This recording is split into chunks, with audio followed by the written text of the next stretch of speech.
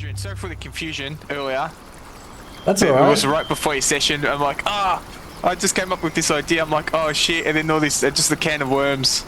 So I just wanted to apologise for any inconvenience it caused. Oh no, that's alright. I should have mentioned that, yeah, like I wanted everything to be original, because so like Angelo's Foon, the god of vengeance, is actually from a different IP, so it already exists. And it's my bad because I didn't say anything when I asked for like god names. But that's all right. We'll have to just modify it slightly. We got something that reminds you of Foon. We can't even say June. It's like even worse. Voon with a V for vengeance, maybe. Voon, yeah, Voon. Voon. Lampoon. Oh wait, no, that's some movies, isn't it? National Lamb Voon. Let's just jump right in. Twig, I was looking in your character sheet and I noticed that you had a unwithered vine as a spell component, so I wanted to say that we can consider that vine withered. Yay! Sufficiently withered now. Withered. Thank you. That's alright. Another thing is I nerfed the buckler slightly just after I suggested that Reddy might wish to use it. In the previous session, I realized that it was a little bit overpowered in terms of action economy. So it can be doffed using an object interaction, but not donned. Before it could be donned and doffed using an object interaction. What else? I've changed the Find Familiar house rule. Not that anyone is using Find Familiar, but Anna has said that she might be interested in using it. There's a house rule that I have which allows you to like shift the form of the familiar using a bonus action, but I've changed the way Find Familiar works a little bit, so I'm now saying that it also takes a spell slot to do that. So you still don't have to like use components, and you can still do it as a bonus action, but it just also takes a spell slot. But I've also made it now that a familiar can attack, and I've given the spell itself a kind of a version of the owl's flyby, because one of the reasons, because I was kind of saying to Anna, like, you're a wizard, like, how come you're not using a familiar? And she was like, because I don't want to use a fucking owl like every other fucking Harry Potter wizard. So I was like, right, I'm going to make it so you can use other things. Where is it? I'll post it. Find familiar. Oh, I don't know if I can post it out of this thing. That's alright.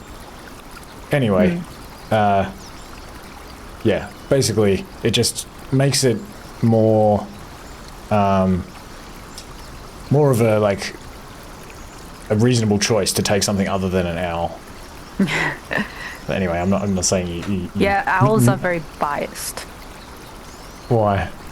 No, as in like it's very biased towards owls. Everyone takes an owl. Oh, I just thought you meant owls themselves are biased.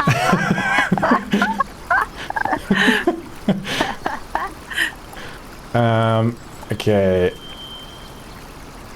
What else? Okay, yes. Darkness.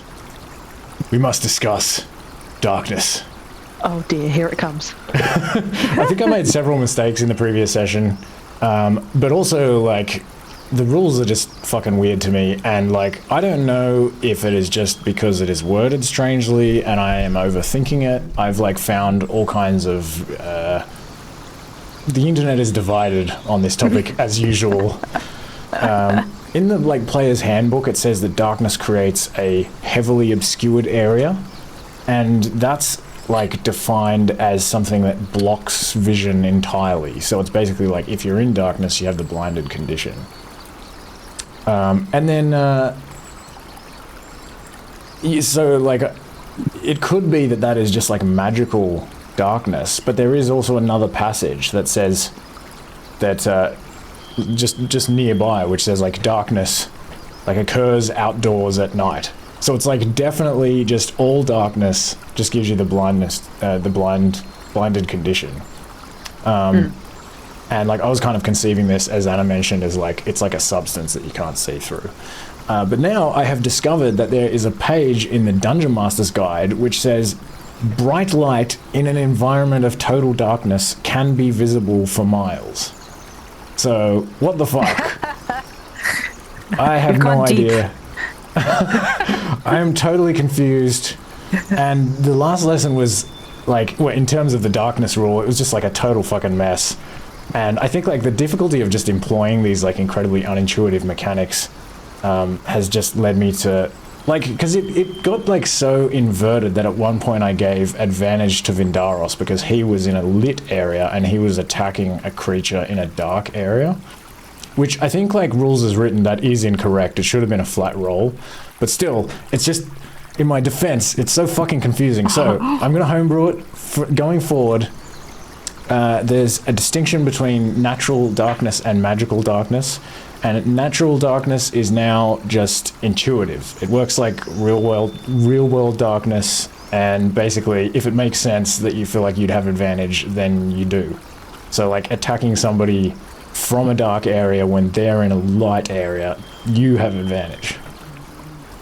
And you can see creatures that are in a lit area from in a dark area.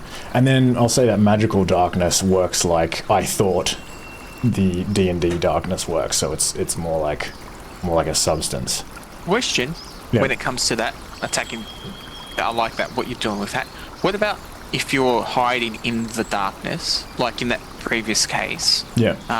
They came out and we tried to hide in the dark. Yeah. Is that a roll with advantage because you're already in a dark area? I'm just curious.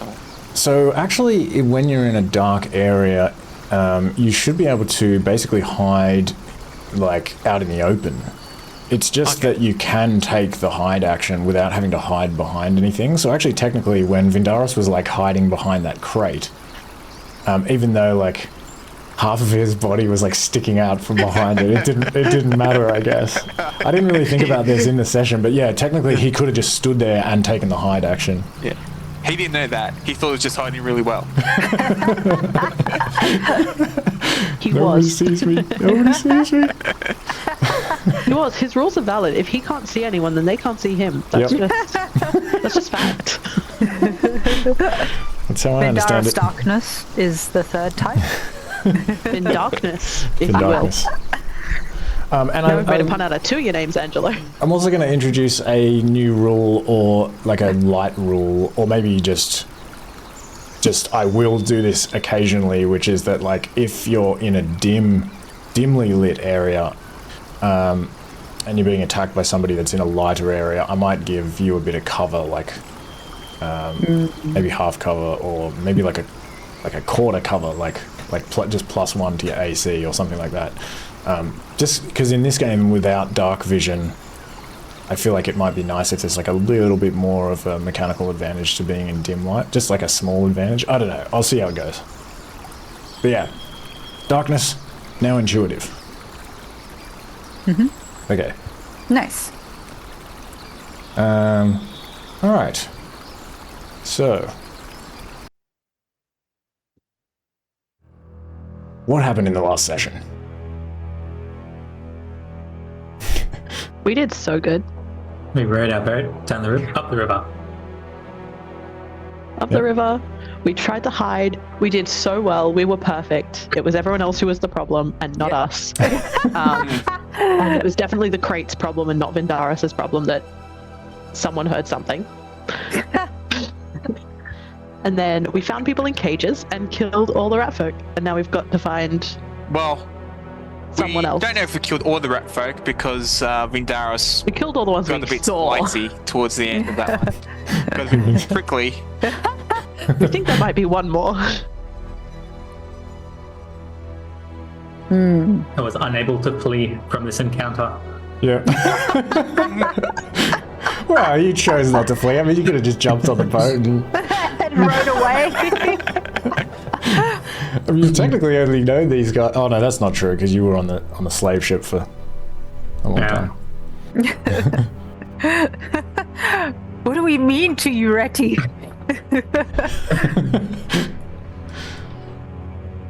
He What didn't else? run away from Twig, so he didn't Oh. hide that. He didn't get that far. Well, the close thing there. You did run away from Twig. There was a moment where like Twig was being attacked by like a melee, by like a rat folk, and you were like, I think Twig can handle this. See ya. Live, right? All according to plan. It's part of building character. You just have to outrun Twig. Hey! Well, he's got the shortest legs. That's the reasonable choice. Guys. Yeah, except they both move at the same speed because I think like Reddy is like 5 meters because he's a turtle, turtle/tortoise. Oh well. Oh, We'll figure it out. There was a purple light pulsing in a robe that was found. Oh yeah, And Twig is intrigued. yeah, Vindaros, you found a glowing purple gem of some kind, and also a component pouch. Yeah. And yeah, that was about it. Pretty much the entire session in initiative order. That's pretty cool. I was thinking, like, just trying to get ahead of the game, like how much time we spent at this village. I'm like, hang on, but we rolled initiative pretty much at the start. Yeah, not long. 6 seconds. So we've only been there for like 10 minutes. Yeah, pretty much. Up to 15 minutes. Yeah, I was gonna say it's been like 10 minutes. Yeah. For sure. And we've just been fighting this whole time. We're like, fuck yeah, let's get going. yeah, pretty much. You've just crept in there and then just like, "Wah!" and just fucking killed everything, and like now you're like, I don't know if crept is the right word there. tried to I think creep. there was fighting from the like minute one. Yeah, that's true. That's true. It wasn't very. If you're like stealthy for like 1 second, can you be considered to have been stealthy? Your 1 second is another's lifetime. So yes. True. It is a matter of perspective. All right. So, ooh, I want some.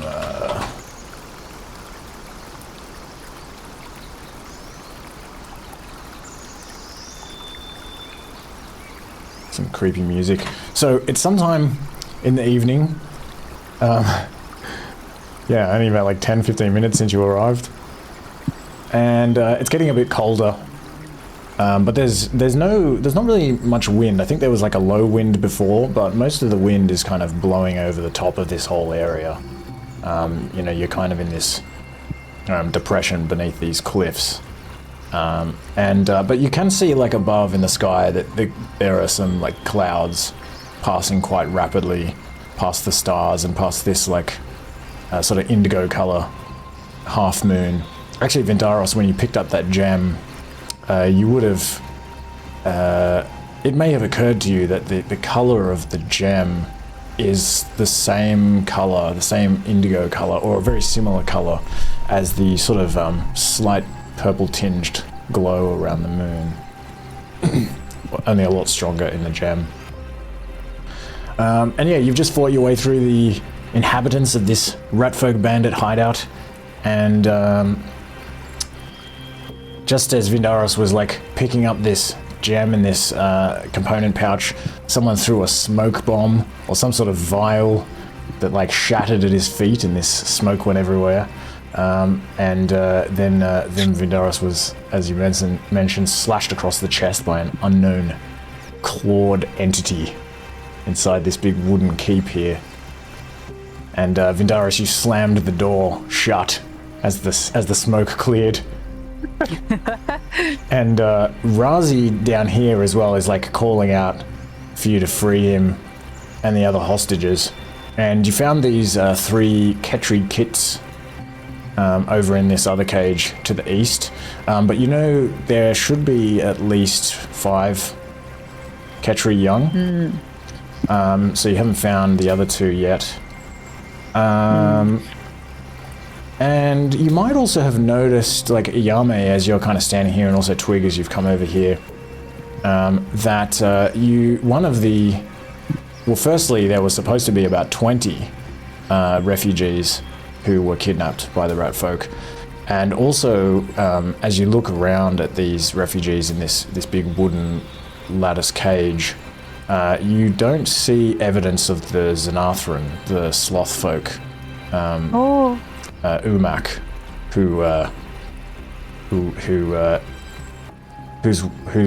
whose partner Yina, what was her name? I nearly said Yinagu.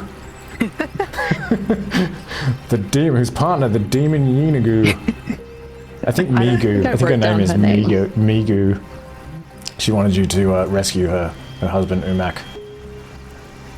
So yeah, you would probably notice pretty quickly those two things. Otherwise, it falls silent after Yao Mei has like slain this terrified rat folk that pissed himself. And you just kind of see these torches burning around on some of these sconces on these huts, and you can just hear the sound of these crashing waterfalls, and this mist and spray is kind of coming up and like spreading over this area as you're standing here. You can hear these rivers running, and you also notice that these archers that were in these towers to the sort of north and the northeast appear to have disappeared back into the towers. You can't see them now. But yeah, it's fallen reasonably silent, except for Razi. Let me out of here! I'm hungry! Does he speak Savannah Common? Yes. I'm so sorry, I'm so bad at remembering who speaks what language. Yep. Okay, so I've already pretended that I'm gonna walk away from him, and I'm just like, oh, we're done here, and then turn around, and be like, I'm kidding, and then come over with my blade to try and see if I can hit it, whatever lock is there by the hilt, and just see if I can smash it open. Okay, so what you see here on this big wooden cage, firstly, it's a big sturdy wooden cage. It's kind of like this lattice work has been kind of like, I guess, nailed together with like big wooden pegs, and also like lashed with leather. So it's a pretty sturdy thing. And you see what appears to be a kind of a lock on the front of it, which is basically, it's like two vertical panels and then one like horizontal bar that's like going through them. And it's pretty thick and heavy. Okay, so is it something that I could potentially move alone, or maybe with Twig's help?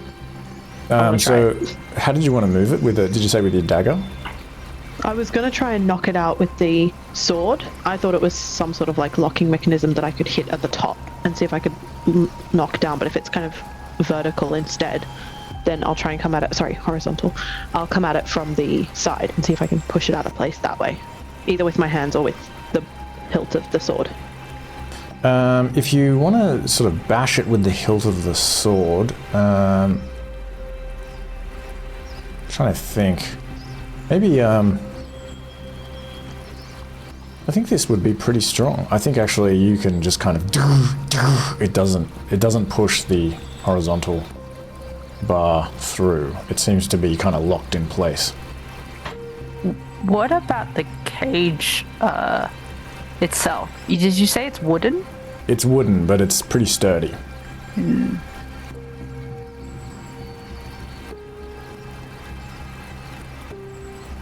You do see a small, like a hole in the top left part of this horizontal bar, as if something would be like slotted down into the top of this sort of plank. And is there a particular shape of that hole? It's just like a rectangular slot. Okay. Is there anything nearby that might fit that I can see? Or maybe even if I have to head into the tower, just have a look around there? Or you can head into the tower if you want. You want to have a look in there?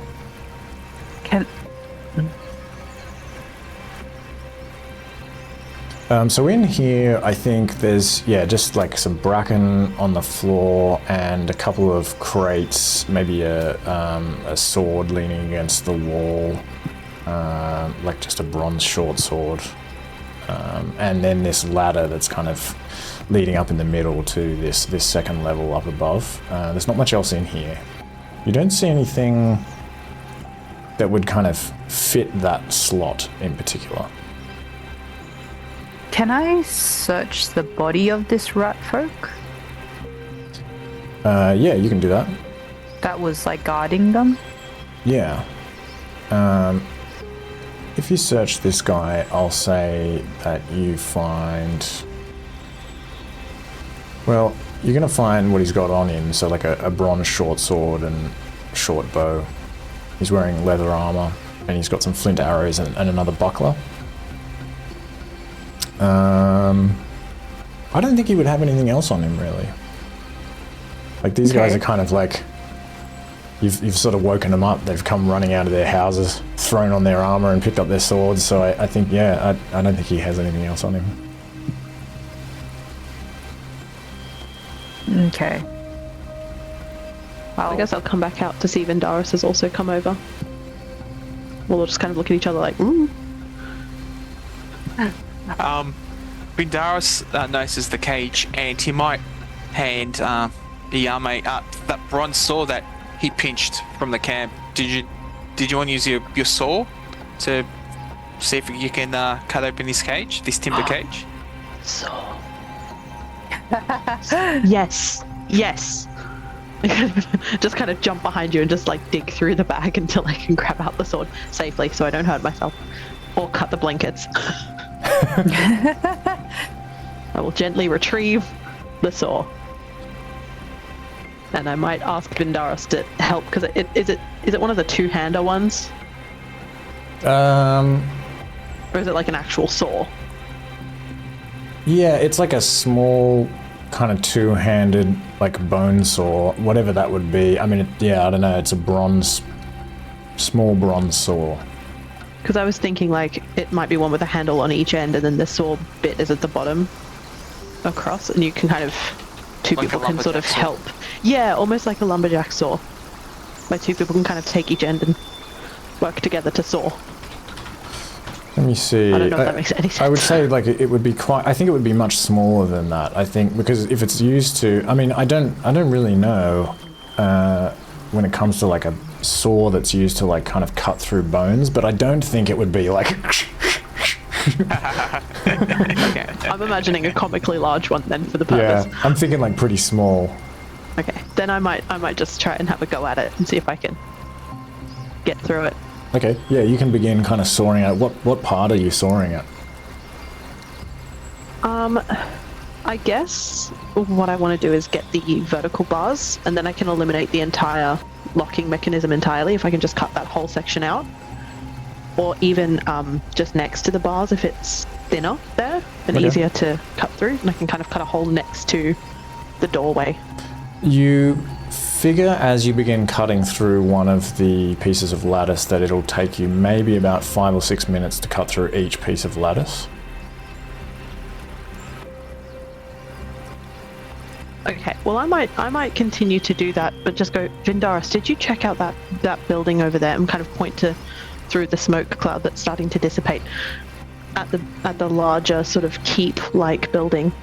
Yeah. Do you have a look in there? Maybe there's the keys in there. I had a feel around in there. They felt me more so than feeling them. I would actually, if you could give myself a hand to clear out that building, there might be some tools in there that we could use as well. Okay. If there's maybe another saw or something else that I can work on another section at the same time. Yeah, if we Razi if can we understand get a the key. two of you. He's like, yeah, they used some kind of strange piece of wood that they insert in there and it opens it up.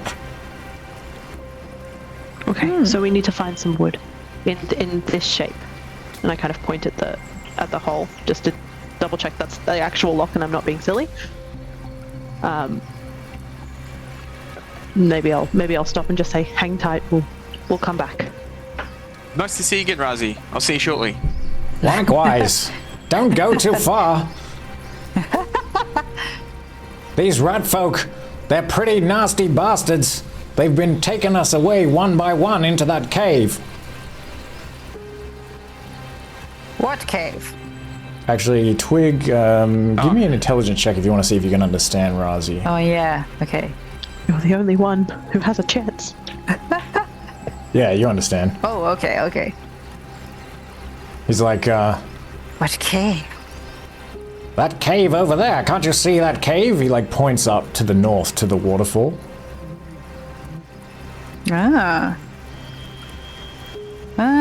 okay. Oh, cave. There were a lot more of us, but most of us, several of them were taken and loaded onto boats some days ago, a couple of days ago. But yes, they kept us here, and we don't know exactly why, but they take one of us a day and take them towards that cave up there. We should check out that cave. See what's been happening in there. Sounds like some sort of sacrifice. Well, nobody's ever come back from the cave, that's for sure, so far. Okay, sit tight. We'll investigate. Have you got any food? Several of these other prisoners are like, yes, please, we're hungry. Yes, we're hungry. Let's work on getting you out first, alive, and then we can worry about food on the way out. I We'll raid this suggest place. that you try to get us out first, and then we'll think about food. What do you think of that idea? We should make sure it's safe before we let you out. Yes, We I'm don't want glad you anyone agree else with to me. get caught.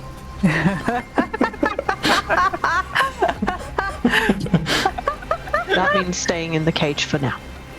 Good idea. Sounds like there's at least one more. Let's do that. We'll come back. Then we can raid this place for all the food it has. Sound good?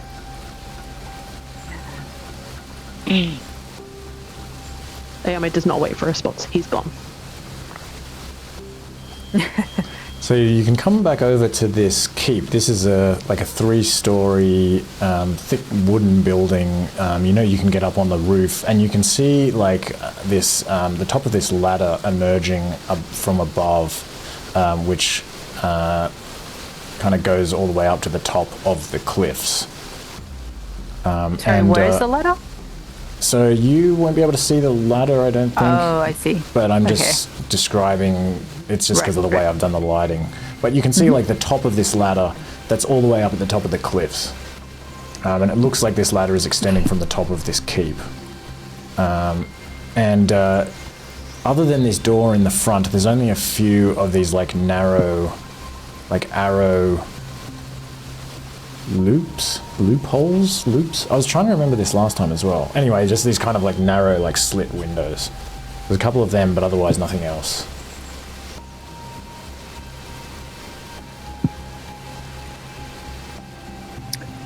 Can I put my ear to this wall and hear if there are many or only one peoples inside? Yeah, give me a perception check. It is not +2.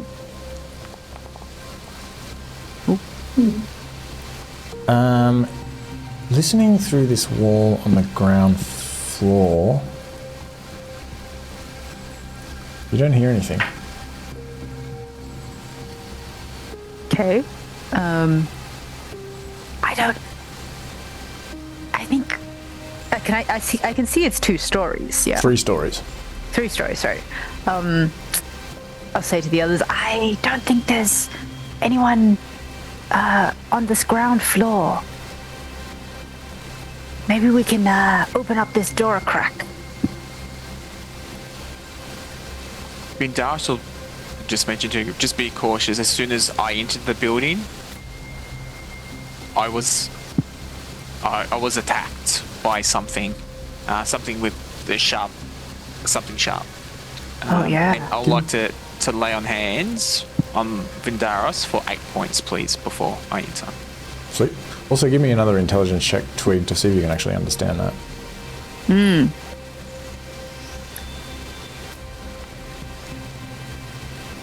Oh no! You're actually not sure what he was saying. There are some words in there you haven't heard before, like claw I'll point and to my chest and just sharp. those claw marks. Oh. I was also hoping I could heal. I've got second wind, which I'd like to use now, which is supposed to be a bonus action, but if we're not using combat mechanics now, can I use it as a free action? Yep. Yep, we're not in initiative. Great. Cool.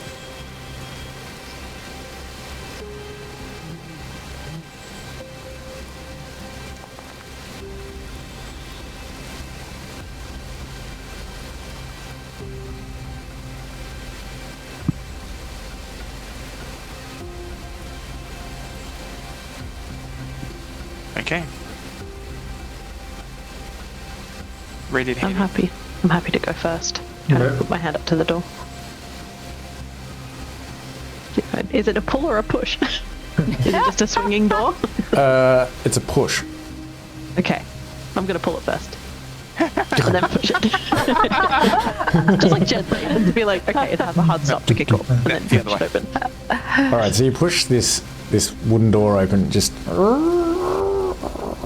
It doesn't have a handle really, it's just made out of like a bunch of like vertical planks with a couple of horizontal ones. You push it open, creaks a little bit, and it's just pitch black inside. I guess there's a torch. Let's say there's a torch in a sconce that's just like somewhere around here, like to the left of the door, and so I guess that light would kind of flood in some way into the room on the right side, but there's this kind of shadowy area on the left side and the back of the room, which I guess is where the unknown entity with the claw was standing previously. Can Vindaros take the torch with his trunk from the sconce to carry it through, Yeah, you can do that. following the army? Yep. Yeah, I'm happy to just kind of step in and off to the side so that Vindaros has space to enter to grab the sconce. Okay. I'll keep the sword up and ready and take a couple of steps in and sort of start peeking around if there's any doorways or if there's anybody behind the door itself that we just opened. So in here, you can see as you kind of come in here with the torch that it's just this square room. The back wall is made out of the rock of the cliff. So it's just 3 wooden walls. And it's got like a fairly low roof. And this room is full of crates and sacks of stuff. You can see like the crates, many of them are open. They have like vegetables and things in them, like apples and cabbages and things like that, fruits and vegetables. And there is also a ladder on the back left wall that leads up to a piece of ceiling on the left, on the top left, which is, it looks like there's probably like a hatch there. You can shine the torch up and see the outline of like a hatch that's closed. And otherwise there's not really anything else in this room, and you definitely don't see anyone in here.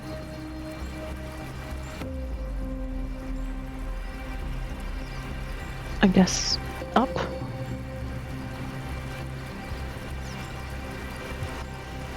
Okay, I'll have to do something with the sword. I guess I'll sheath it again and start climbing the ladder and see if I can open that hutch.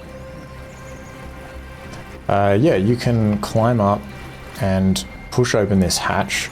It's actually, as you kind of push on it, it just is a loose rectangular piece of wood that just kind of sits there on like on a lip. So you can just like kind of push it up and slide it across. And so did you say you're holding a torch? No, Vindaros is. Okay. And he's still downstairs, so I probably won't be able to see much. You can poke your head up through this hatch, and there is a little bit of light in here. You see another rectangular room,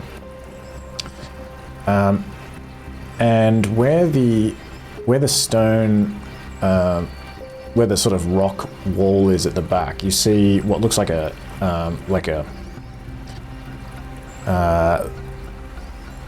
sort of a brownie, like off-white curtain of some kind that's hanging there. And as you poke your head up through here, you suddenly smell the smell of dogs, and immediately you hear this growling sound. And there are animals in this room.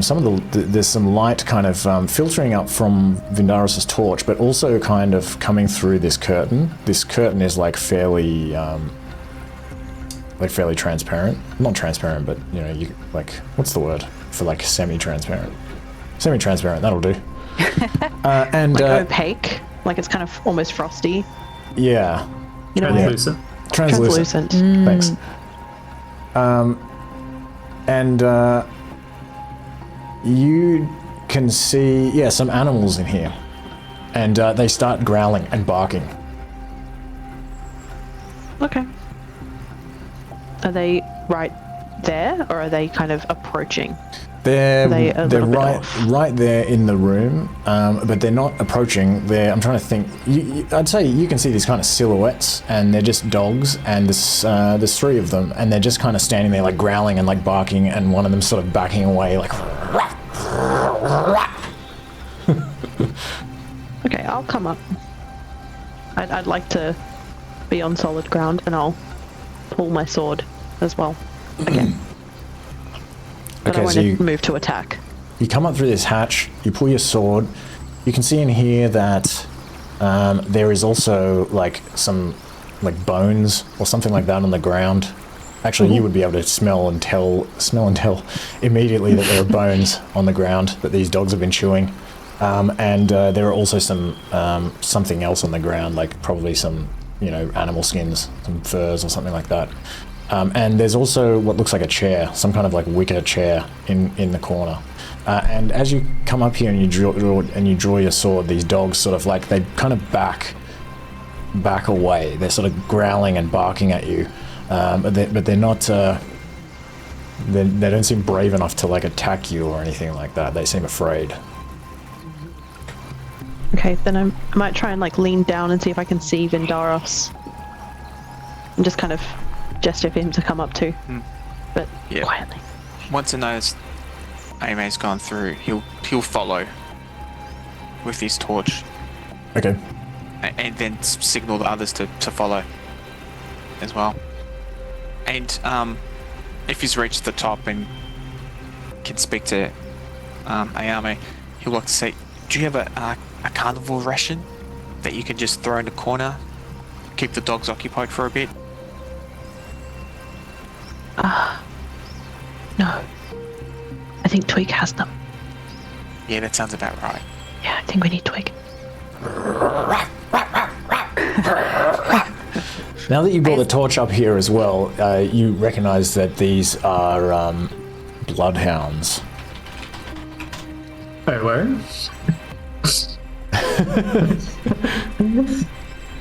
Big, droopy-faced, droopy-eared, kind of golden brown skinned bloodhounds, and there's three of them. Oh, puppies! And yeah, they're just very scared of you and barking like crazy, but they're not attacking or anything like that.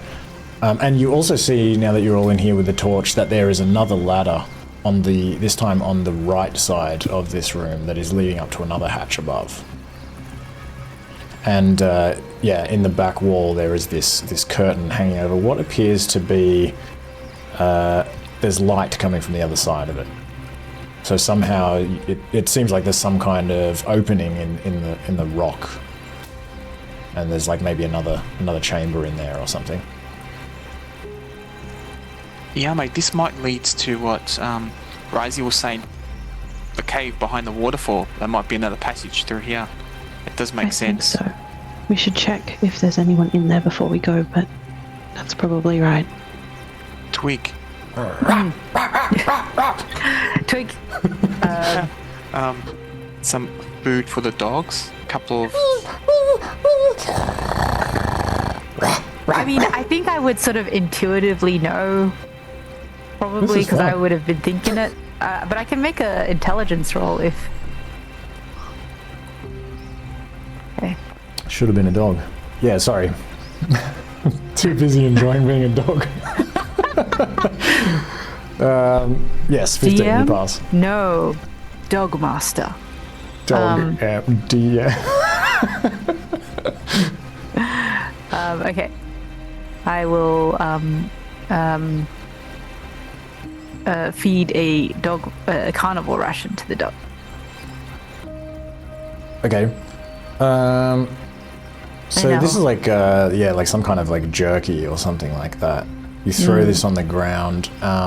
They kind of still sort of like back away from it and regard it pretty suspiciously. They're kind of looking at you, looking at it, sort of, you know, they kind of sniff at it hesitantly.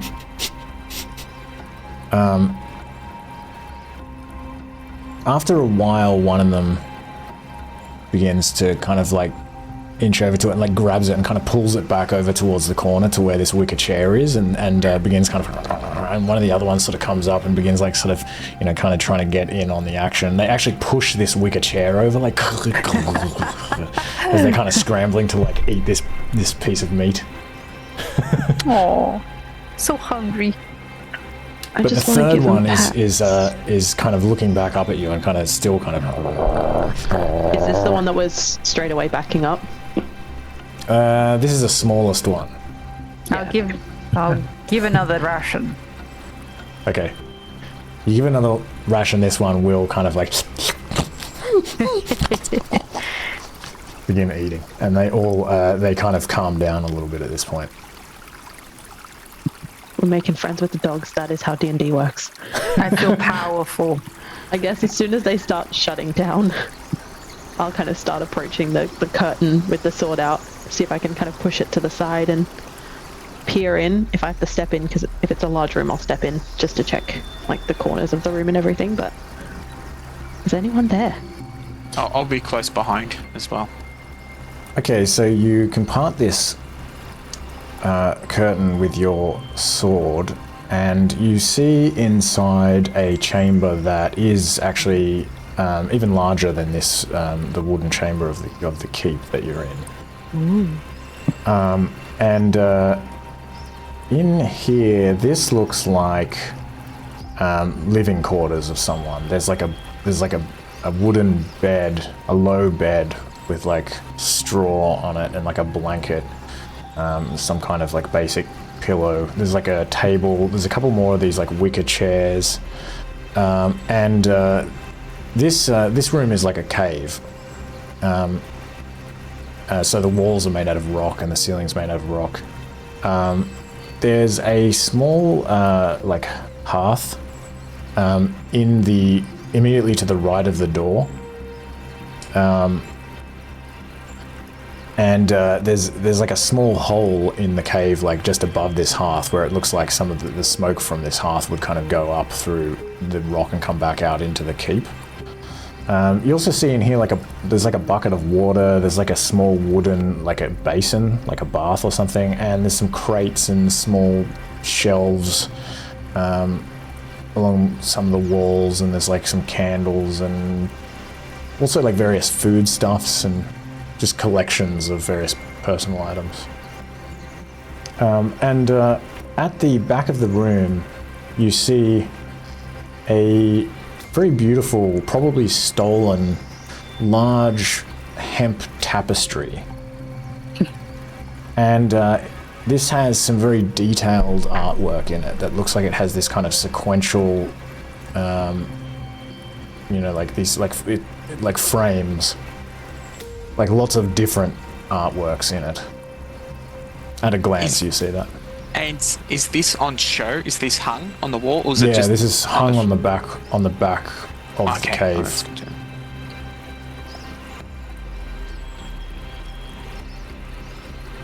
Vindaros, are you thinking that looks a bit like it's hiding something? Like It's another very doorway? intriguing. It's very intriguing.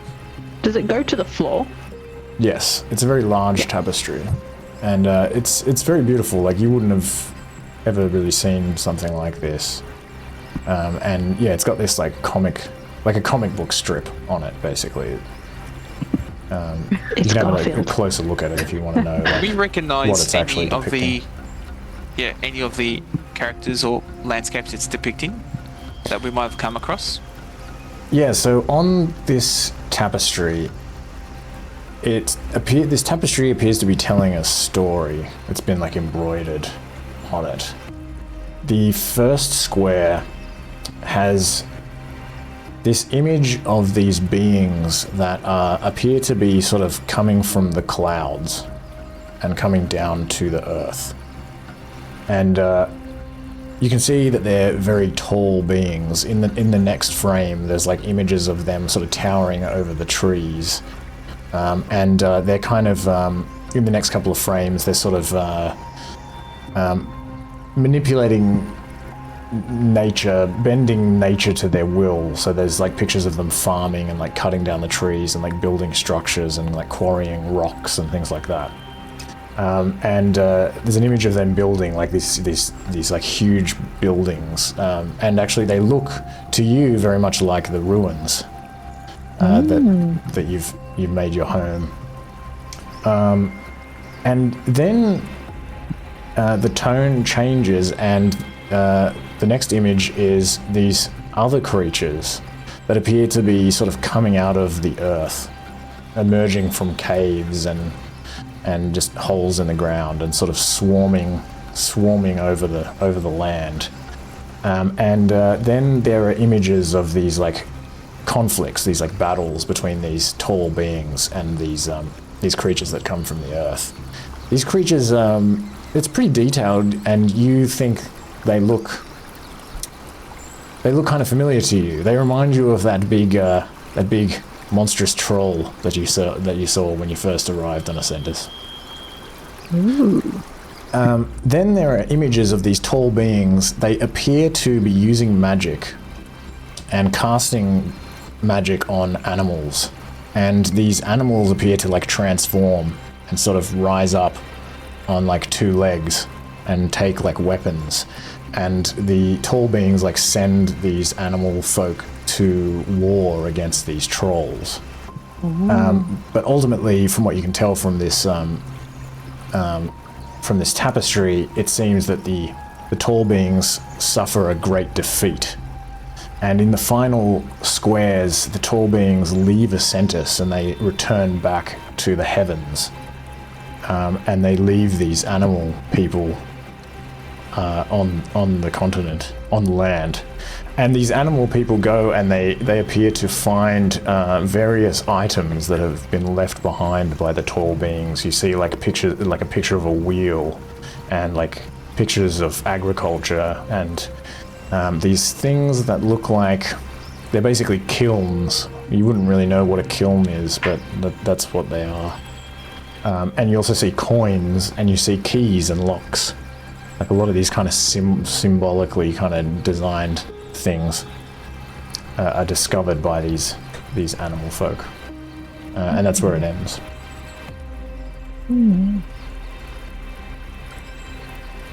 What a story. Is that what you think really happened? It's joining a lot of dots and what we've seen so far around, and there's so much more to explore. I think that we might need to borrow this tapestry It'll look quite good in our castle. I think it would be good too. Maybe it was made for the castle, we don't know. Or for the big stone building. The only thing is, it does occur to you that... Well, it might occur to you that there are no tall beings nor trolls in your homeland. You've never heard stories of these creatures from where you're from. Do the tall beings look familiar at all? No, they just look like giant humanoids. They look like giant humans, basically, but you haven't seen a human before. They We look, don't know that species. Yeah.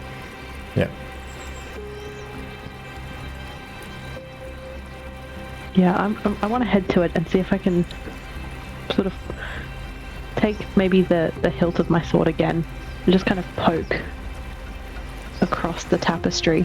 I'm not trying to damage it, I just want to see if there's solid wall behind the whole thing or if there's like another pathway behind.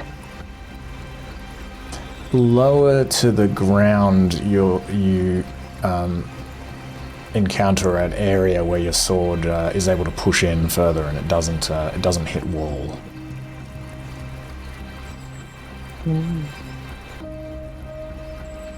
Okay, so I'll kind of point that out and just...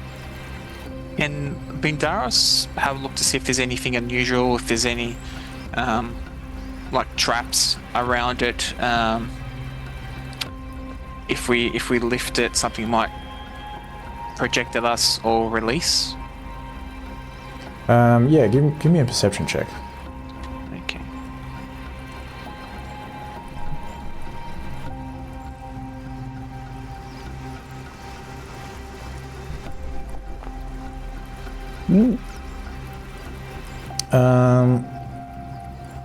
You don't find any signs of anything that's been kind of rigged up in the immediate vicinity of this tapestry.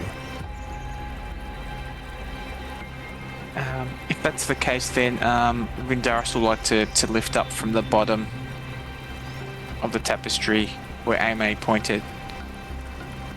It was hollow. And have a peek. Yeah, you can do that, and you see a tunnel, basically, a small tunnel, maybe like a meter high, a meter across, that's leading further into the cliff. Okay. Yeah, mate. Should we also take this tapestry with us? Fold it up. I think we should come back for it. I wanna go through some of these crates. But Okay. let's catch things first.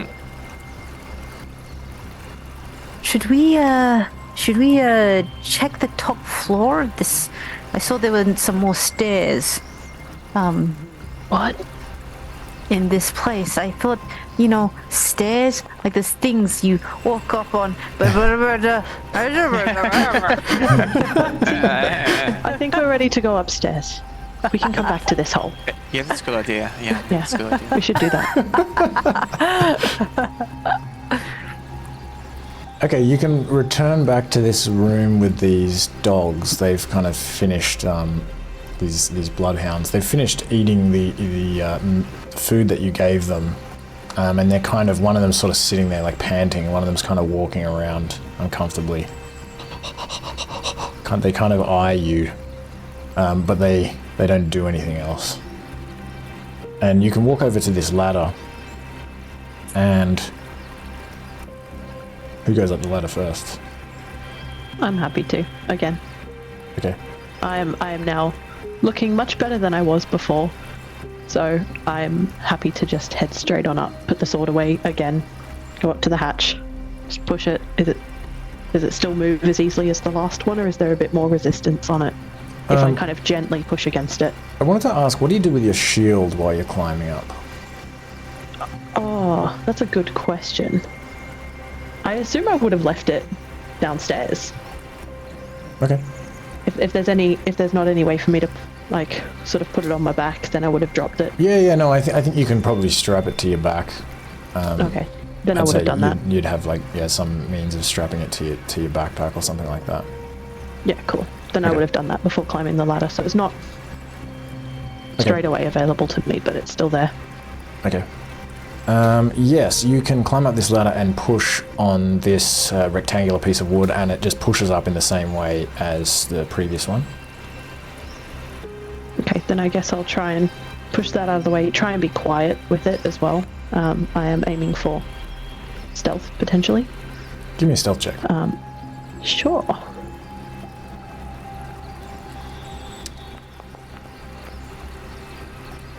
Nope. You probably don't Maybe I feel hit my that shield or something. on your back as you're sort of like poking up through this hole. You probably feel that it's not too much of a concern that you hit your shield on the wood because of these dogs have been barking anyway. Although of course, if there was somebody above, they wouldn't necessarily predict you poking your head up, but now they will. But they don't, because you poke your head up here and, well, actually it's pitch black up here. Did you say you take the torch? Yeah, it's pitch black up here. There's no light at all. We'll be following behind once again. Okay. If I stay there for a second, if I get up completely and stand and nothing happens to me in a second, I'll kind of quietly whisper, "It's okay, come on. Come on." Okay. Just be as Vindaros quiet as possible, but can follow you up here and shine the torch in this room, and this room has another couple of wicker chairs in it. It's mostly empty, same as the one below, other than the dogs. Couple of more wicker chairs and a small wooden table, and you also see a couple of like spears leaning against the wall, and on the table there's a half-eaten apple. And there is another ladder on the left-hand side of this room leading up to the ceiling. How many stories did this building look like from the outside? Three Judging stories. by- 3 stories. Yeah. is there any doorways or curtains or tapestries on this floor, or is it just clear space, some chairs, spears, and a ladder? That's it. Okay, I'll go up. Okay. What type of Oh, yeah. I was gonna say, what type of spears were there on the wall? Flint spears. and how many are missing? What do you mean?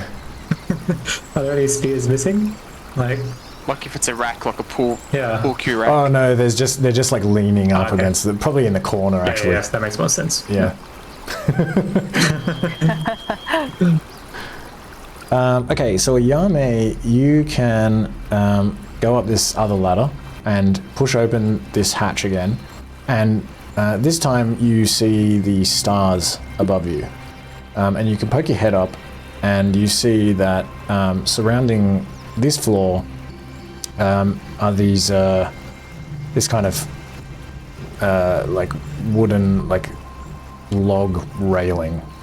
From where while you were fighting down below, you saw this like archer rat folk that was like standing up here that was kind of shooting arrows down at you. And this area is empty, there's no rat folk, but there is another ladder, but this is leading up the edge of the cliff. And you can see, various like roots and small hardy plants kind of sticking out of this rocky cliff face, and some kind of grassy stuff that's sort of creeping over from the top above. And you can also see from where you are, both to the left and to your right, these towers that are on either side of these two waterfalls. And you can see also, of course, the waterfalls, the water coming crashing down, and you can see the rivers and everything like that. If you kind of climb up here, you can kind of sort of get a lay of the land. Any sign of movement in these towers? You don't see anything Okay. from up here either. Okay. And you don't feel the sting of arrows.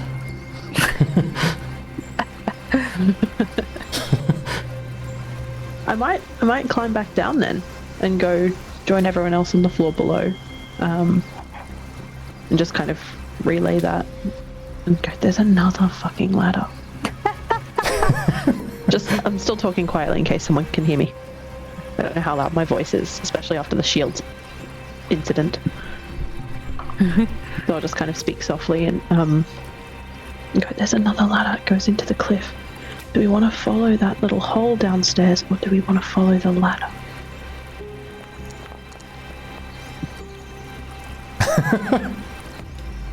Already's gonna like peek his head upstairs as well to sort of take a look around because he didn't understand anything.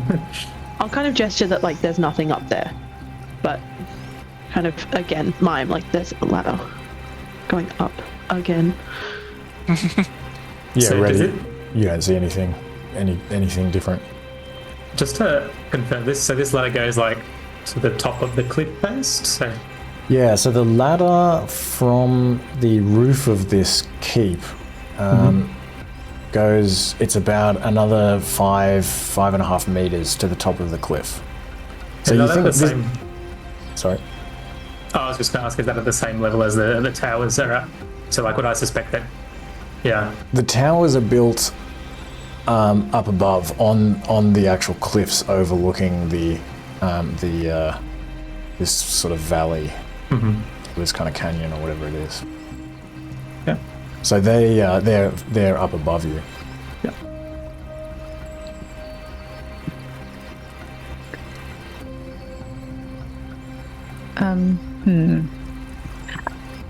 From what I can tell of the charades, I think Twiggy's gonna be like, yes, that little passage downstairs. I think that's the way to go.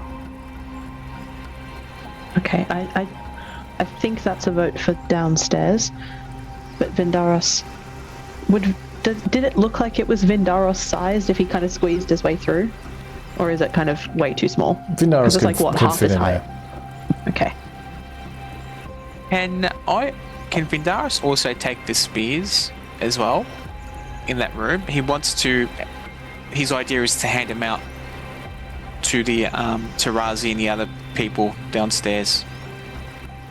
Yeah, you've got this spear quiver. You can put them in there. Yeah. I'll add another couple. Oh, you can do that. Okay. A couple of flint spears. Razi and the others look very emaciated and weak as well, just so you know. Bring them some vegetables and fruit. Speaking of fruit, can Twig inspect this half-eaten apple? Okay. What sort of, what are you looking for? Pick it up, smell it, look at bite marks. Looks like an apple. All right. Must be a duck. I hope it's a puppy. How brown is it? How Has brown? it been half chewed for a while, or is it like It looks like mostly it's fresh? it was eaten very recently. We interrupted someone mid-snack. Smells like rat. I guess. Yeah, you've had a pretty good smell of rat folk by now. You could reasonably conclude that it smells like rat folk. All right. Very good. My curiosity is sated. Reddy, did you want to actually go back downstairs and take some of these fruits and vegetables over to Razi and the others? Yeah, I think I will. Okay. Was there any sort of key that we found on the way through that might fit that lock? You haven't... If I head down through the building, I wasn't looking for it at the time. Where do you look? I guess I just kind of backtrack, so go back down into the room where the little tunnel is in the tapestry, see if there's anything like on the walls or on a surface, and then head down again and see if there's anything by the door. Give me a perception check for the wall with the tapestry for the living quarters. And Vindaros assist as well. Yeah, you can roll again a Yao Mei if you want. While you're looking around, though, you do immediately spot what appears to be this kind of L-shaped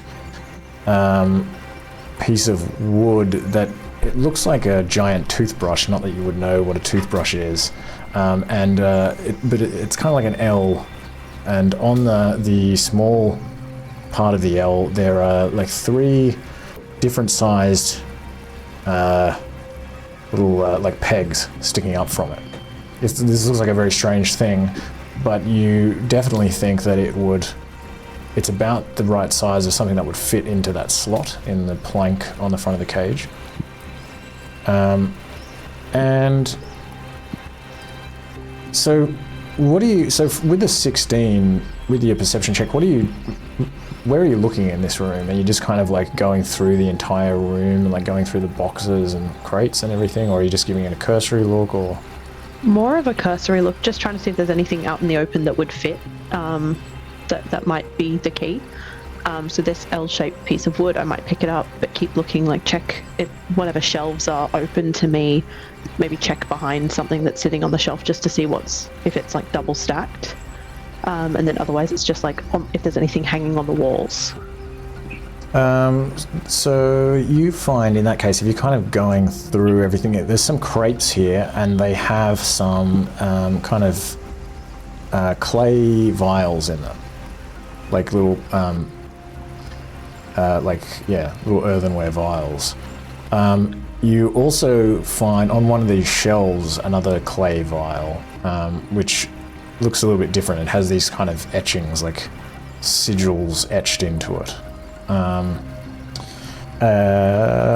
You also find there's a bit of like just kind of food stuff in here, and let me see, what else do you find?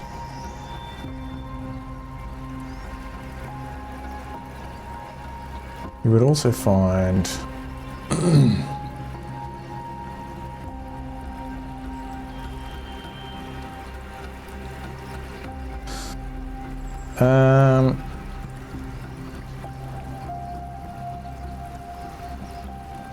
you find a little pouch that looks like it has some kind of like powdered, kind of sparkly, like silver colored sort of shavings in it.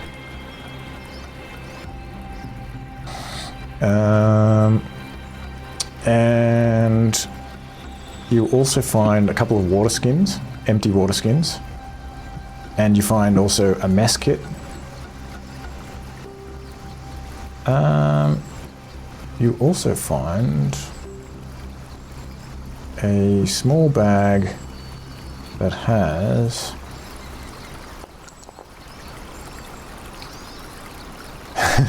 you don't find a small bag, you just find one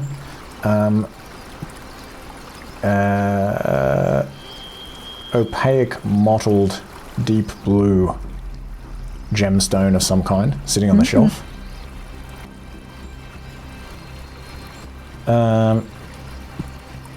And let me see what else is in here. I would say there would also be some coins in here, so let me just roll for that.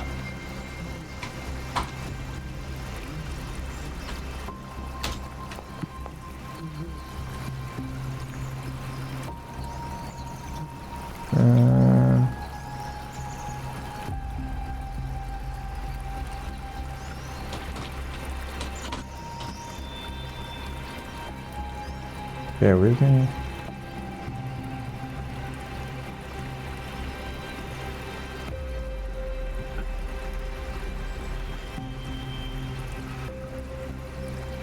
Oh man.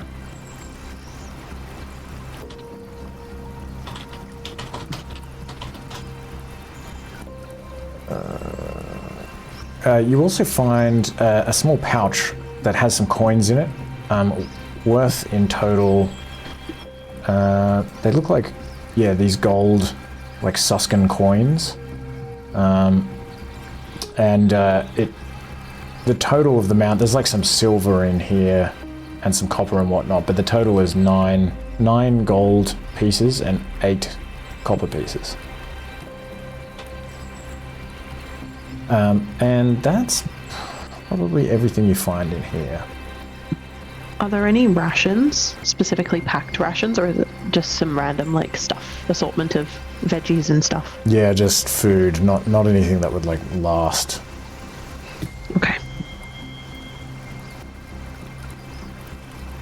So maybe I'll just make a little pile on the side then. Maybe put it next to one of the crates of food, just on the floor. Just of all of these things? Just of all those little things. So you're taking out these like vials and taking the vial off the shelf as well? Yeah, I'll kind of maybe leave them on a shelf, but just kind of put them all together. The one that looks slightly different, maybe at the front. Okay. So the ones that are in the crate, when you pick them up, they have like a liquid in them, and also what sounds like something, like some kind of ball bearing or something. They kind of clink around as you move them. Okay. There's two of them in the crate, and so you can pick them up and kind of put them on the shelf next to this one that looks arcane. This other one that's on the shelf, it's got these sigils etched into it. Okay. Well, I will not mess with liquids I don't understand, because I'm going to leave that for Twig. I'm just going to put them on the shelf and gently try not to move them around. But take that little L-shaped piece of wood and maybe kind of head down to see if that's going to open the cage. If Reddy hasn't already gone, I'll go with him. Otherwise, I'll just catch up to him there. Okay, yeah, so as Reddy is like feeding some of these fruits and vegetables to these prisoners, you are able to take this strange wooden toothbrush thing. It's kind of like the size of like your forearm, and you're able to slide it into this slot. And Razi's like, "Lift it up. I've seen them do this. Just kind of put it in there and wriggle it around and like lift it up."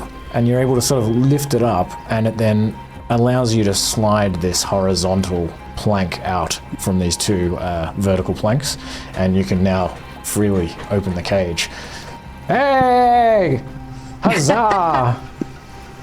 And all of these captives kind of come swarming out, eating various pieces of fruit and vegetables and like thanking you. "Oh, thank you so much. Thank you. Oh, excellent. And not too soon. Not too. Yes, we didn't catch it. We didn't catch whatever hurt Vindaros in there. So shh. We got you out. Eat. Stay here. Maybe bring some to. There's another cage. Can a few of you go check on the? I'm not going over there without you. Okay, I'll come with you. There's Ketri in there. Bring some food. They'll probably want to eat too. Okay. Shh. Quiet. So you want to kind of take them all over this bridge to the east and head back to the cage that's there. Does anyone go with you, or do you go by yourself? I'll go as well. I'm happy to just go. Okay, so you and Reddy kind of lead Razi and some of the others across the rope bridge and back down the ladder into this kind of east part of the bandit hideout, and you can walk past these mud brick huts with thatch roofs, and you can go back to this cage where there's these three kits, and they you're able to use this key to unlock that as well. You can kind of slide it in and test it. It seems like it's the same key. Do you let them out? Yeah, I'll let them out, but I'll do the same thing and just shh. They kind of plead with you, but they especially become quiet once like Reddy kind of feeds them some of these foods. They're kind of looking around nervously, but like eating as well. I guess we'll just kind of go straight back if we can and take the little ones with us, but just keep the group together, I guess. Sort of come back to this one spot. You can like lead everyone back over this bridge. Some of them, these young Ketri need help climbing up the ladder and everything, and one of them is like really scared of crossing the bridge. You can kind of like eventually like help this kid across the bridge and come back to this middle island and sort of bring them over to where like Razi's cage was. I'd like to think even with the language barrier, Yao Mei's trying to be as comforting as possible, and if one of them is scared, then just kind of hang back and stay with them until we all cross. Yeah, you can do that. I'll be keeping an eye out as we go as well, just on the towers to see if anyone starts approaching. take the shield off my back as well, just in case anyone starts trying to shoot at us. Give me a perception check. Okay. Perception check. Oh, I was hoping for a 7. Good perception. You don't see anything. As they are being pillars of the community, can I put these items that Yao Mei has found into my backpack? So pouch, gemstone, coins, and clay vials. Okay, so do you have a look at these things, or do you just kind of shove them in your backpack? I'll probably have a look at this clay vial. Especially this like old one. The one with the sigils on it? Yeah. Okay, you don't really recognize the sigils. You can tell that this is, likely containing some sort of magical something. How do you try it? Feel it. Maybe put a bit of blood on it. Am I bleeding? Maybe Vindaros is bleeding. Use a bit of Vindaros' blood, like just on the outside of the smear it vial? on it. Yeah, like where the sigil is. Oh yeah, maybe I smell the vial and. Yeah, nothing happens when you put blood on the outside of it or anything you do with the sigils. But if you pull the cork in the top, you can smell it. You recognize the smell. Give me an Arcana check. Ooh. Very low DC. Don't fail me now. This is a potion of healing. Ooh. So I'll add a potion of healing to your inventory, so you now have 2. Oh, awesome. That is a good smell. The other things, I'll let you add them yourself. I'll add those. These other vials are kind of, you hear them kind of clanking around as you sort of move them as well. While Twig's packing his bag, he'll also like to give him, like tap him on the shoulder, that Twig, and give him that gem that he found, that purpley. Oh. That was glowing on. I don't know. Uncle. Here you go. And also the pouch, the component pouch bag that he picked up as well. Okay, I'll move the gem and the pouch to Twig's character sheet. I could start a pouch store. The pouch has a bunch of stuff in it. Ooh. As well. You can tell as you take it from Vindaros that it's like heavy. Ooh, thank you. Enjoy. Well.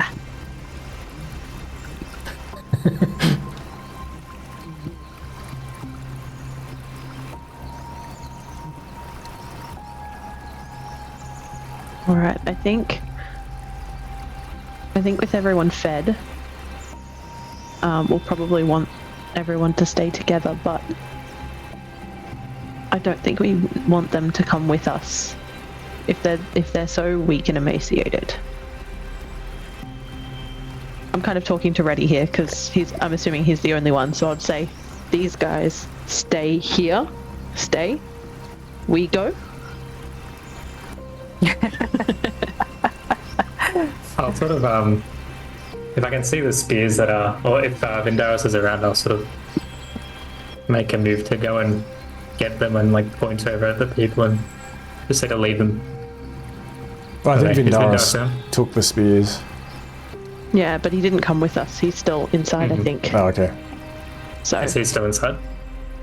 yeah, I guess I'll run in. I'll just be like, wait, and then run, grab the spears from Vindaros, and find a way to like maybe strap them to my shield on my back or something to get up and down the ladders with them, and try not to bonk anything. And then I'll distribute them, and then Not tell sideways, everyone to stay. Not sideways. No, up and down. Yeah.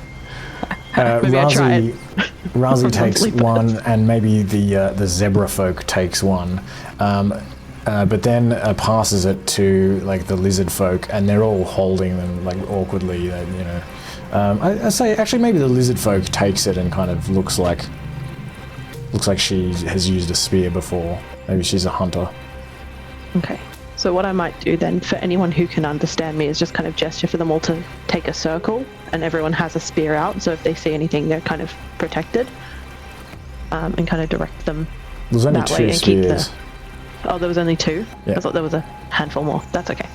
Then I guess we'll have one on each side sort of protecting the group, and we'll have the little ones in the middle. It'll be quite a big circle, I guess. Okay.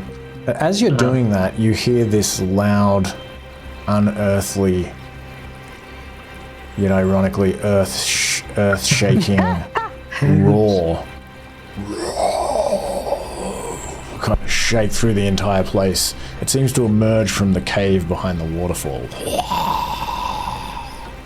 And all of these people are like, Razi's like, there it goes again.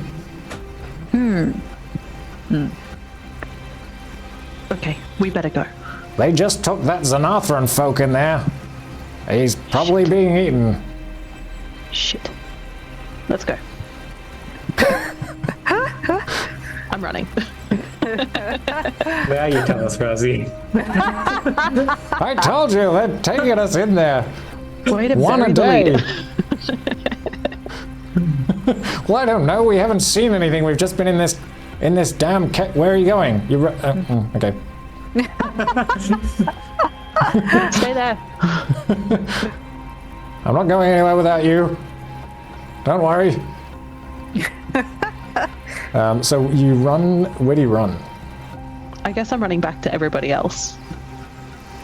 I'll kind of wait by the cave. So you go to the cave. More to just stop anything if it comes out. So I'm sort of just waiting at the entrance or so. Okay. If I see Yao Mei go up to get Twig and Vindaros. Okay. So Yao Mei kind of goes into the keep. You run over to the cave mouth. I guess so. Okay, so you run over this cave mouth, and you can see more clearly here that there's this sort of rocky ledge passing behind the waterfall that then sort of like leads down these kind of roughly hewn stone steps that lead over to the sort of western side of the bandit keep, and you can see a bunch of these more huts, a bunch more of these huts over there. And torchlight and stuff. You don't see anyone around in that area, but you can kind of peer into this cave, and you don't hear another one of these roaring sounds, and you don't hear anything approaching. Just this kind of eerie sort of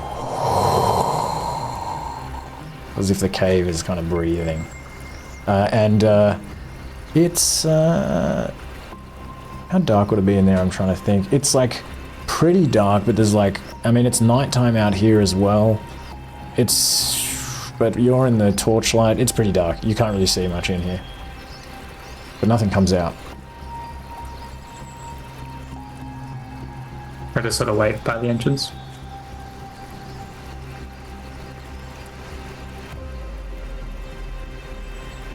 I guess we're in this room. Did we feel that tremor?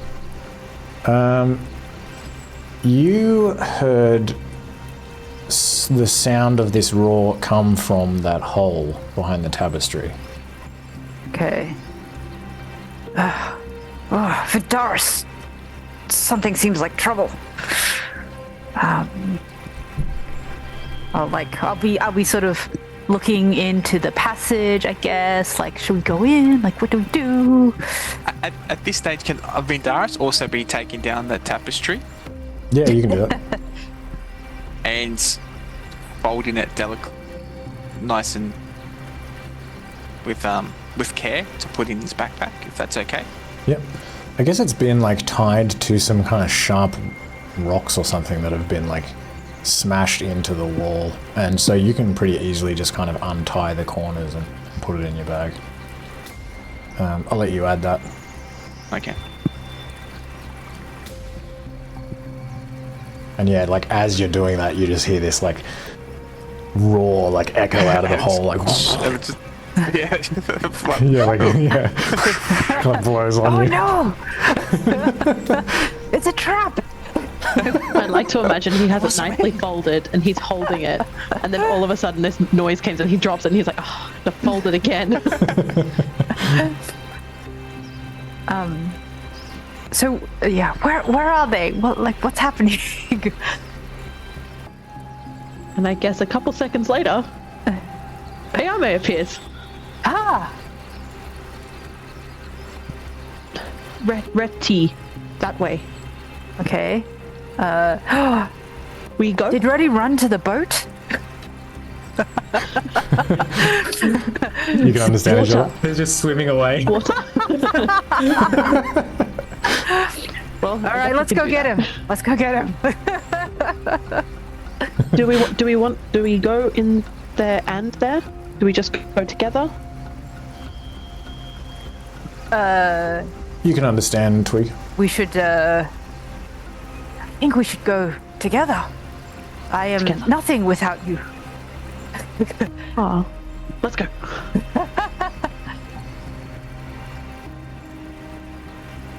Before we go, actually, did Twig grab the water skins? No, As well? He left the water skins and the mess kit. Okay, then I will take those. Okay. Okay, I'll add them. Oh, thank you. Water skins. You can add the water skins and the mess kit. Yeah. I'll add that. Mess kit. Is there a way I can add them without the charge? If I just add a new item? I fixed the. Oh, I see what you're saying. Because it says 1 of 1, so like I should have 2. Are they supposed to be full water skins, or should I have marked them as empty?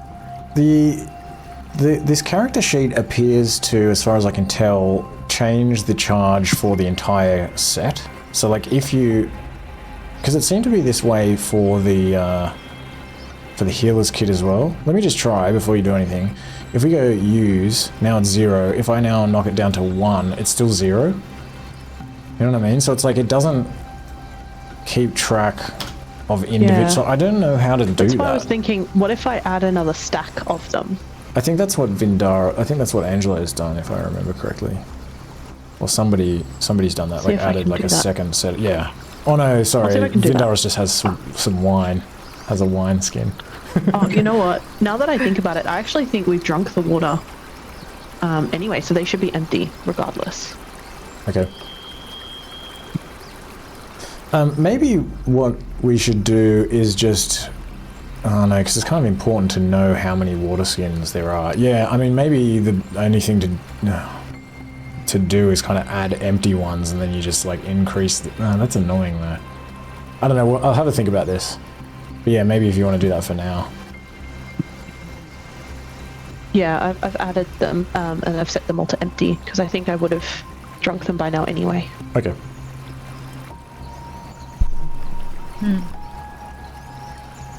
You could maybe change the number of charges they have.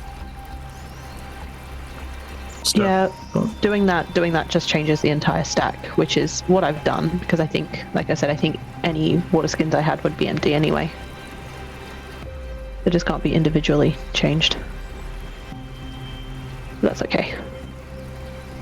Yeah, I'll have a think about it. That's fine. I'll grab everything else and then just quickly put them in my bag and then we can run. Okay, so Out. you're running back, you're climbing back down the ladder and you're running back out onto the sort of central island and running over to the waterfall, to the cave. What are you doing, Vindaros? Oh, if Twig was going to go through the hole, I'll follow No. Twig. No. Twig has to stay with the group. Twig Okay. will go follow.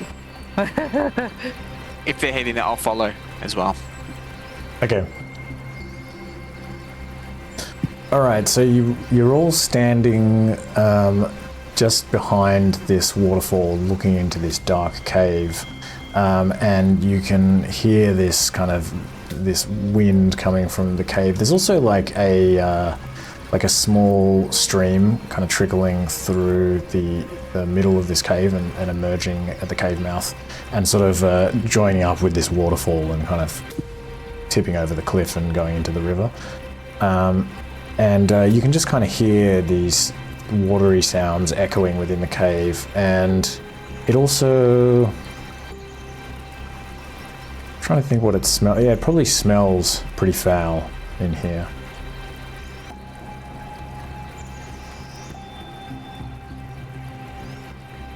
Would Vindaros' torch still be burning at this point, or would it be getting a bit low? Probably at this point it's still burning.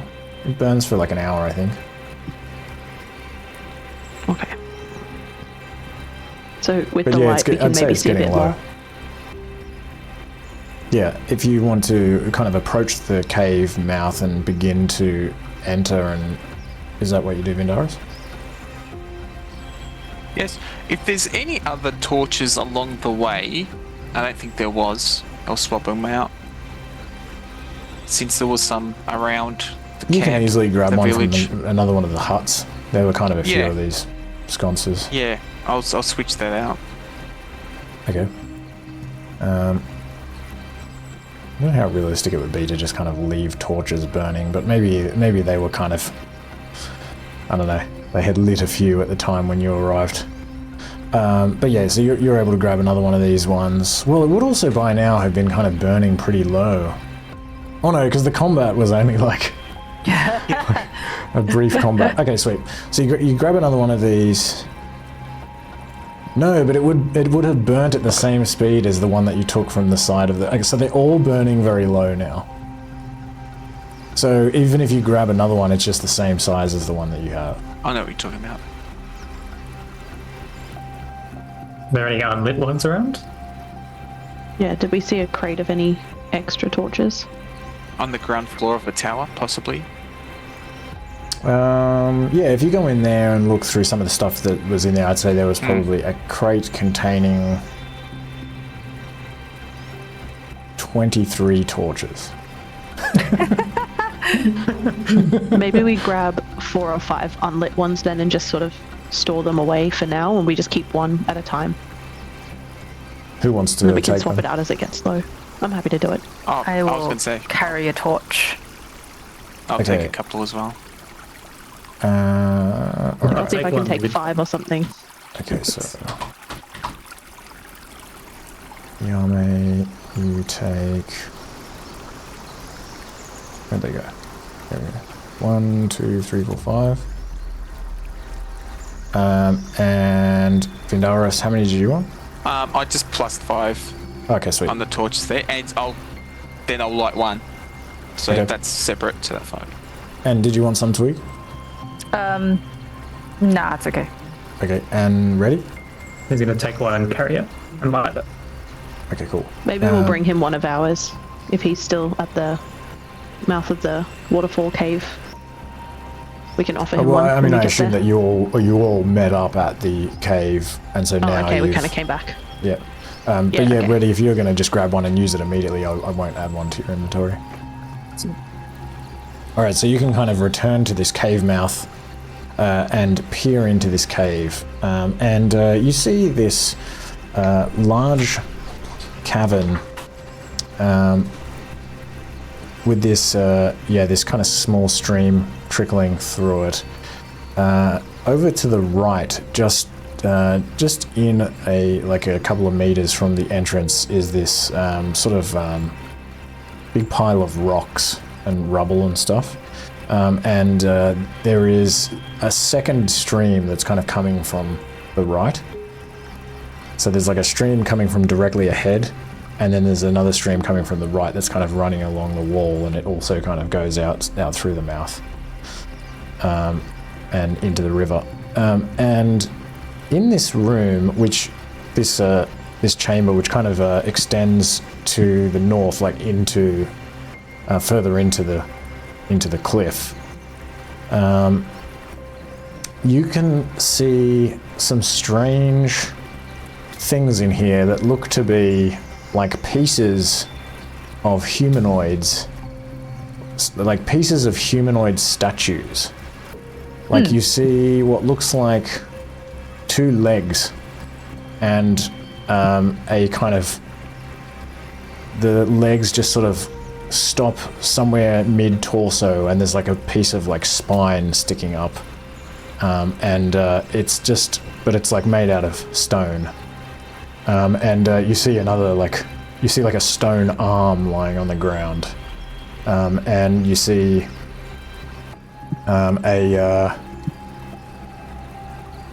also a full stone statue of what looks like a goat form animal folk. And you see a couple more of these things, and you also see a little bit further along in the cave what looks like a statue of a Xanathran dressed in rags.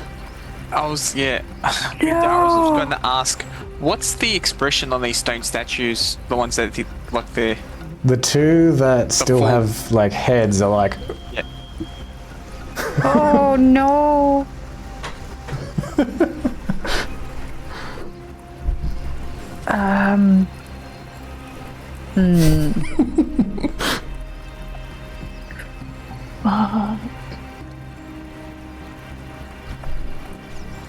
And you also hear, after a moment of kind of looking at these statues, some kind of chatter coming from further into the cliffs to the north, where this kind of central stream is coming from. Some kind of like, and you then hear this kind of like, and this sort of like, Oh shit. I guess we keep going. Yeah. Yeah. Try not to look too hard at the bodies on the floor or the stone statues. Sorry. Because if stone is scared, then that does not bode well.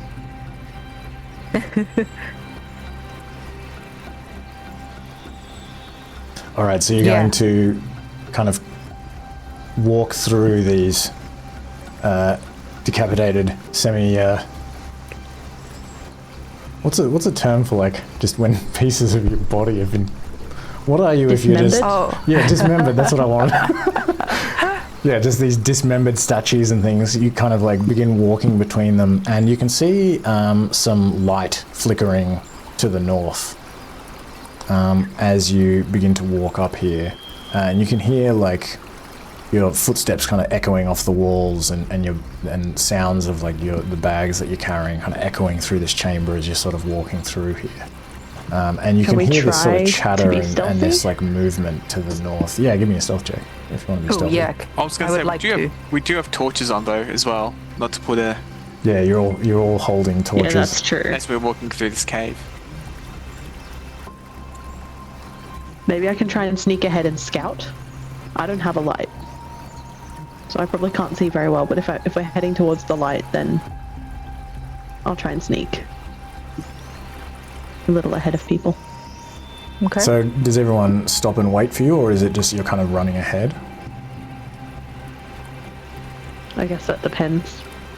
Maybe I'll try and gesture for everyone to wait. And then, if they're happy to do that, I'll Okay. slowly move. You can kind of creep forward. Yeah, give me a stealth check.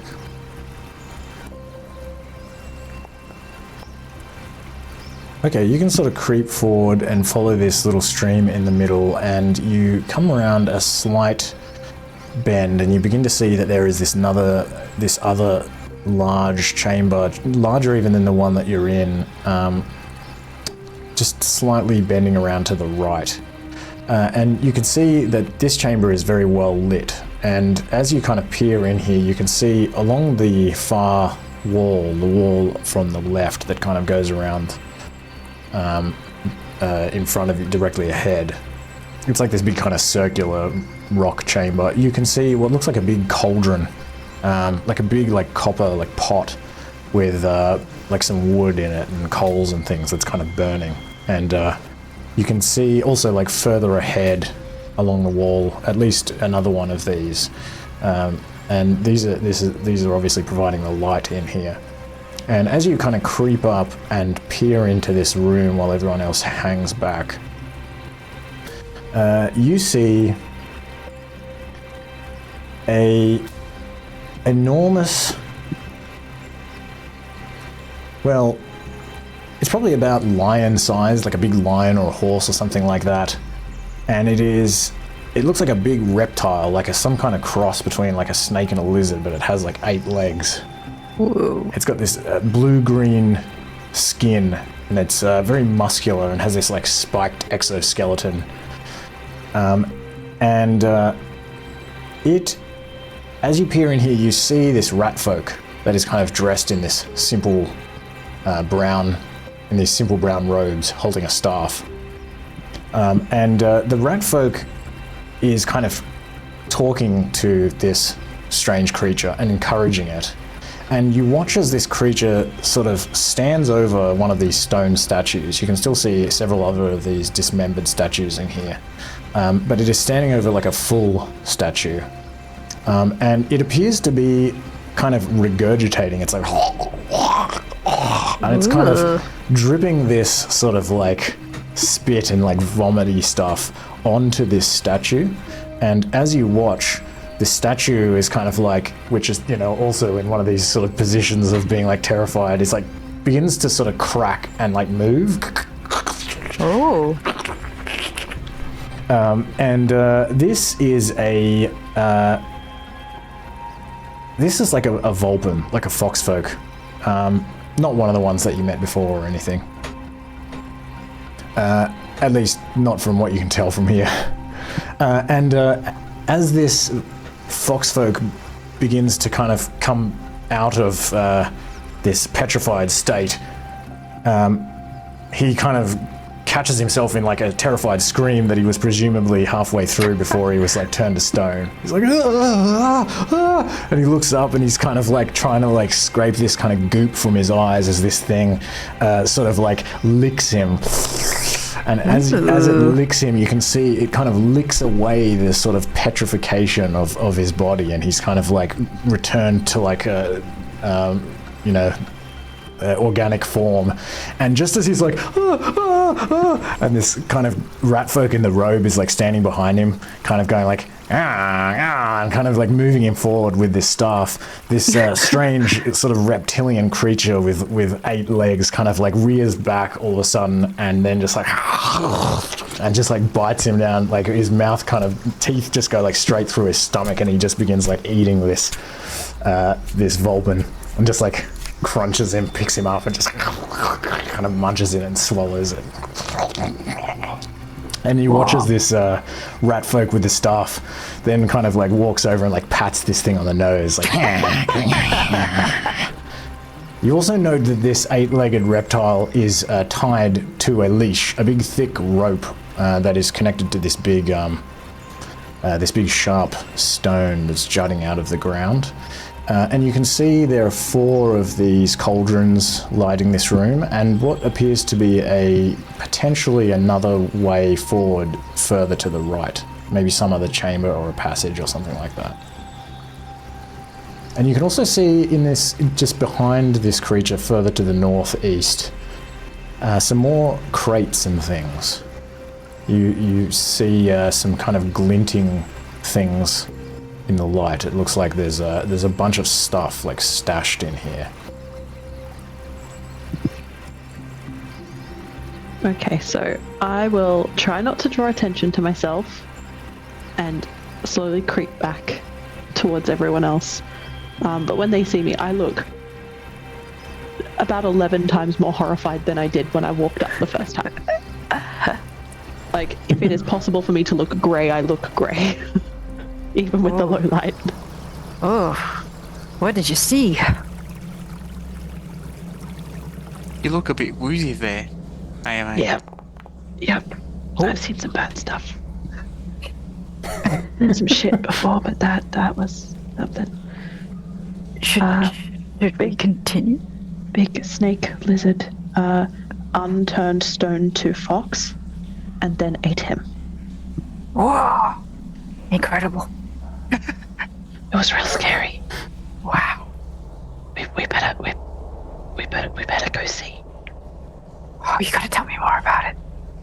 You better go see. Okay. Okay. Stop that. It's freaky. Yes. Terribly freaky. So You seem way too excited about this Twig one. Twig, if you want to sort of creep up further and have a look, give me a stealth check as well.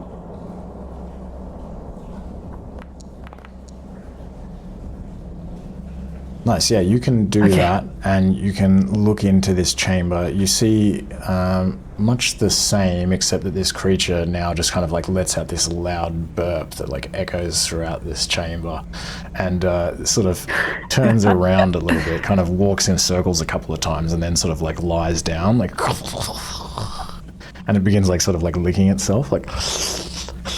Is it... Is it drooling while it licks itself? Not particularly. Okay. I am mesmerized. Twig will...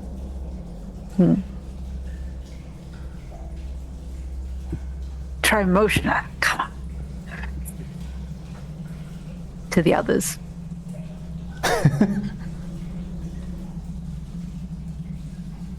Can we see Twig in this darkness?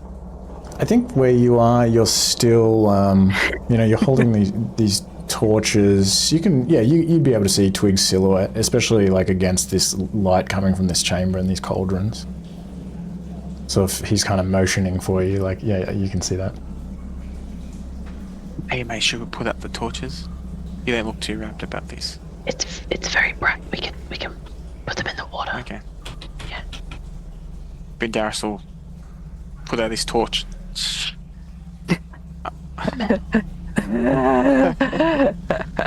Extinguish mine too.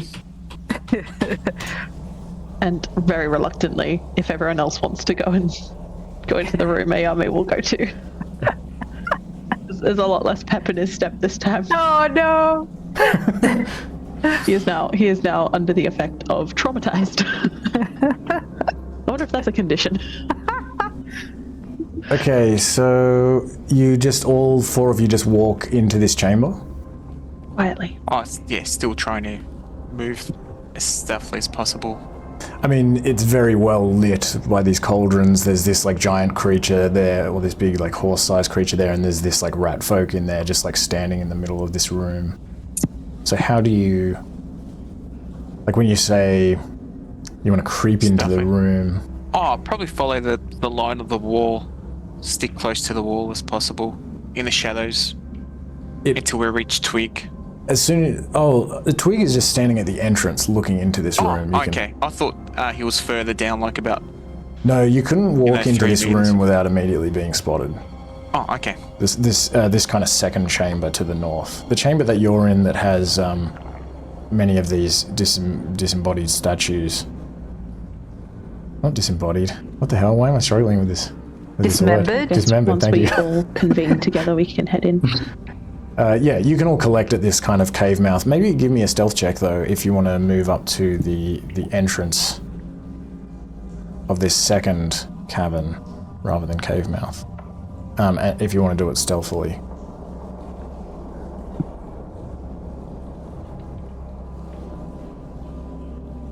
Hello, can you hear me? Yeah. My internet died for a second. What happened? Oh. What are we doing? They're just stealthing up to the kind of entryway to this second chamber further to the north. Okay. So we're kind of leaving the room, or are we heading into the main? I missed that whole section. Heading into there. Okay, cool. Do I need to roll another stealth check? No, your first stealth check was fine, but unfortunately as you walk over in this direction, Retty, you step into this stream in the middle of the cave and just make this it's like deeper than you anticipated, and it's just And Twig, you're like looking into this this well-lit second cavern, and you just see this lizard-like creature just go like lift it's kind of like settling down, but it hears this sound clearly and just like lifts its head like. Oh no! Oh, rats. And this like rat folk kind of like turns in your direction like. And if you, I mean, I guess you're kind of like standing, like you're not just like standing in the middle of this entryway. Or No, are no, you? no. I was sort of like by the wall, like peering in. Okay, this creature like stands up, and this rat folk with the quarterstaff sort of puts his hand on like the side of this creature, and they're both looking in your direction, and he's kind of like sort of like urges for this creature to move in your direction, and it kind of gets up and begins like. I will back away from this creature, and I wanna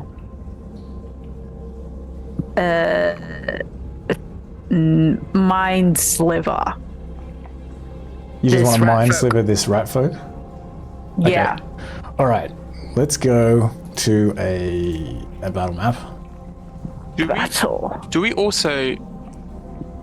Can we tell how much length is on this chain to this creature?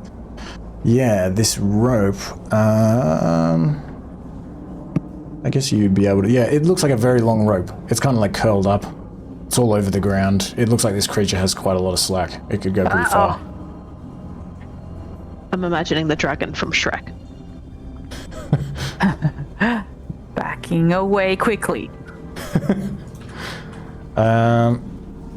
Well, maybe let's take a 5-minute break before we do this, and then come back and have a negotiation. Yep, this is the time for talking. I think the lizard seems pretty reasonable. Yeah, it seems like a cool buddy, like a nice good friend, Speak an a reptile ally. for reptile. I want to have a pet snizzard. We've already got the dogs. We're going to make them our friends, and now we have a snizzard. A snizzard. Yeah, that's what I'm calling it.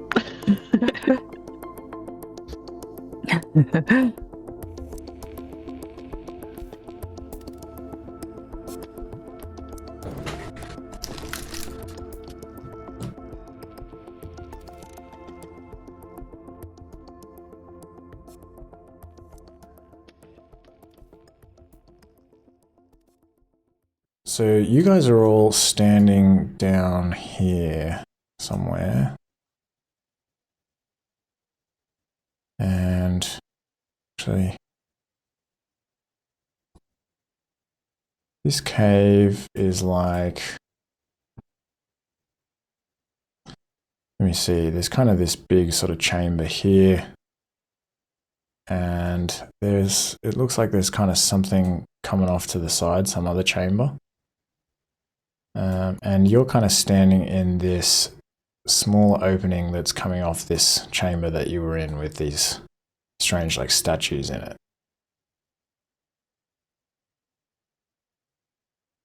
So put yourselves where you want to, just kind of within that region.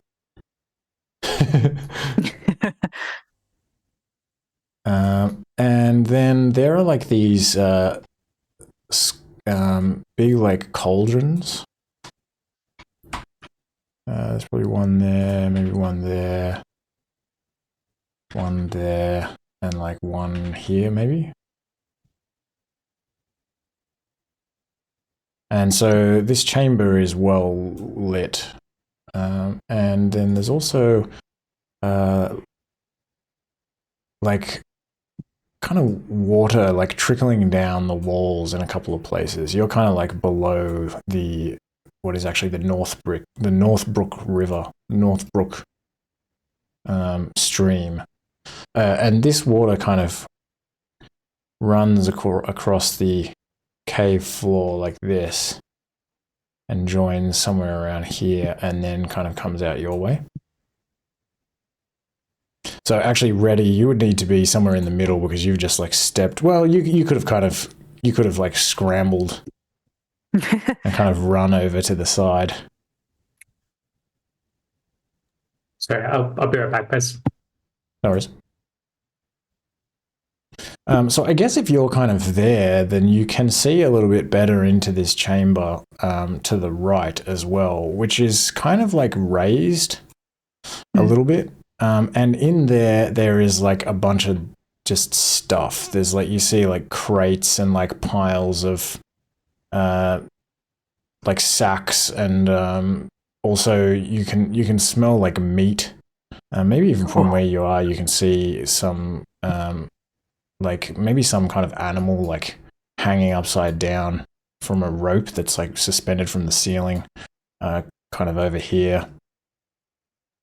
And it looks like there's, you know, like, yeah, food, but also like weapons and goods, and maybe there's even like, I'm trying to think of like something recognizable. There's like a couple of like maybe rolled up like rugs, and yeah, just various things that look like they were probably like, they probably fell off the back of a wagon.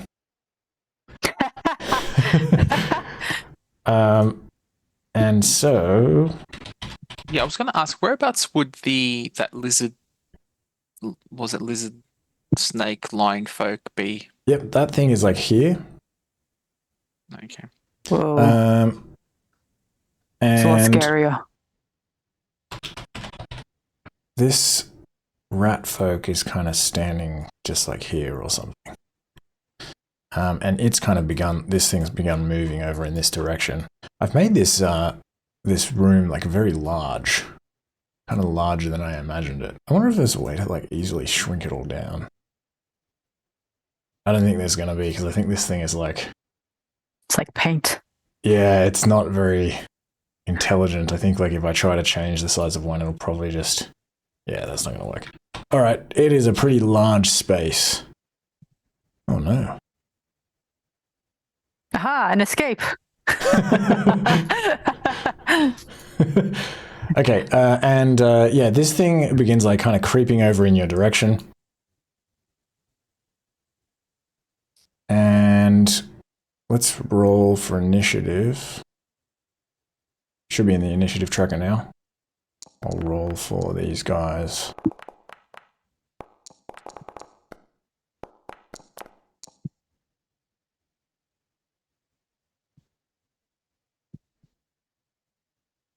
And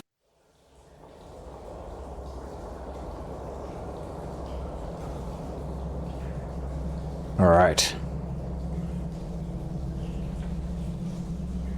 Ready. What do you do?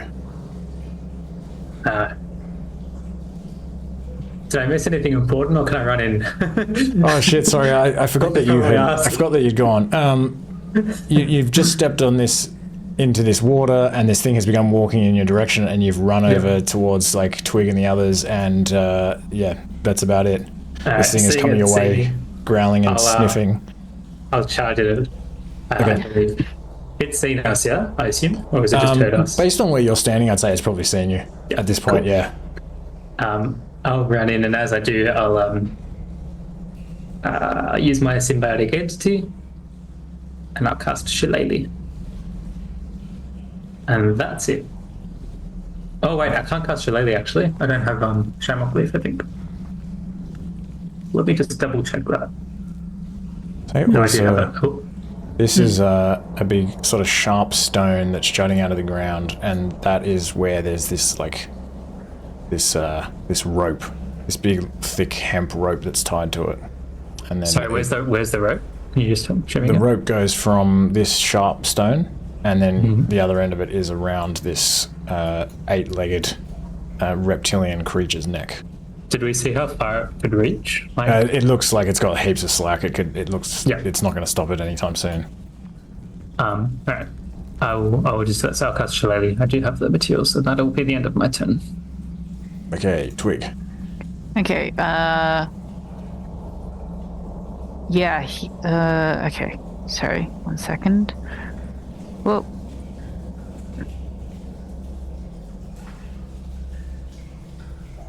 So you went from there, 1, 2, 3, 4. And it's going to move back to... Just want to make sure I can... Damn it. Okay, he's going to stay here. And... Sorry. Gonna cast Mind Sliver on this rat guy. Well, yeah, so you wanted to cast that before yeah. combat. Did you cast that after Reddy stepped in the water, right? Yeah. But this rat folk was kind of telling this creature to sort of walk in your direction, and it wasn't like at that point he'd seen you, although he kind of, where Reddy was, they would have looked over. I think the light from these cauldrons would be kind of illuminating, especially Reddy. Give me, I mean, at this point, I guess Reddy's already moved, and you come before this rat folk anyway. Yeah. I feel like we probably just leave it as it is, if you're okay with that. Go ahead and cast Mind Sliver. Yep, okay. And you're casting this at the rat folk? Yes, please. Okay, sweet. I will give him... Give me a dex check. And I'm just going to contest your dex check against his, like, perception. Oh, no competition. Yeah. Okay, I'll give him a normal attempt to save. He passes. Dang. Okay. Alright, Twig's gonna run back here. It's a lot scarier than I thought it was. Oi. Yao Mei nods in agreement. Okay, this 8-legged reptilian creature begins to pick up the pace, and it runs in your direction, Retty, and as it's doing so, it's like glares at you, and you see it's these like glowing blue eyes as it stares like directly into your eyes, and you become like you're kind of like stunned by this stare. So give me a con save as this creature attempts to like stare directly into your eyes. Oh no! Oh no! Oh no! As you kind of taken by surprise by this thing that's like running at you, and it stares directly into your eyes, you begin to feel, as you're kind of preparing for combat, that you're kind of like slowed down, and you become sluggish as you're kind of moving towards this creature. And you kind of look at your arm, and you see this kind of stone creeping up out of your arm, and like you look over and it's kind of creeping up from your leg and creeping up all over you, and you're still trying to like struggle against it. So you can make another save at the beginning of your when is it? Through at the beginning of the of the creature's next turn. you guess basilisk already, and that is its action. So as you're kind of turning to stone, Vindaros, what do you do? You're right, wrong, Yao Mei. That's... Vindaros is heading in 4, 5. Also, anyone can give me let me see, a monstrosity is like a history check, I think. If you want to try to identify this creature on your turn. Actually, monstrosity is an arcana check. You can give me an arcana check if you want to, a free arcana check to see if you know anything about these creatures. Okay. If I've heard anything, any folklore. Sorry.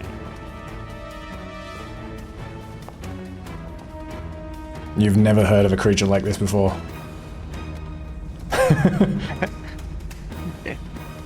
And I'll just ready. I'll just ready my action if it comes within reach to attack with my spear. Okay. End turn.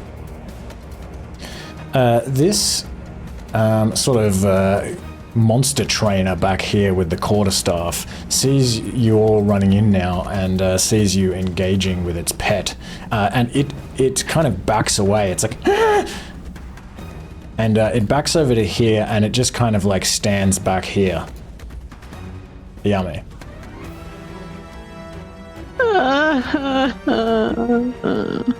Okay. I really don't think he's doing well. Emotionally, at this point, I think he's just gonna move. Maybe actually just out of the stream, and I will also ready my action. Okay. What's your action? I guess I'll just prepare to attack if it comes at me Just with the short sword? with my sword. Yeah, Okay. just I'll just adding that now. equip your short sword. Oh, I didn't realize it wasn't equipped. Sorry. That's all right. Ready. You're turning to stone, but you're still able to move for the moment. What do you do? Do I know that a Oh no, lesser sorry, you're not. restoration would... You're actually restrained. Do I know that a lesser restoration would cure me? Give me an Arcana check. Ooh.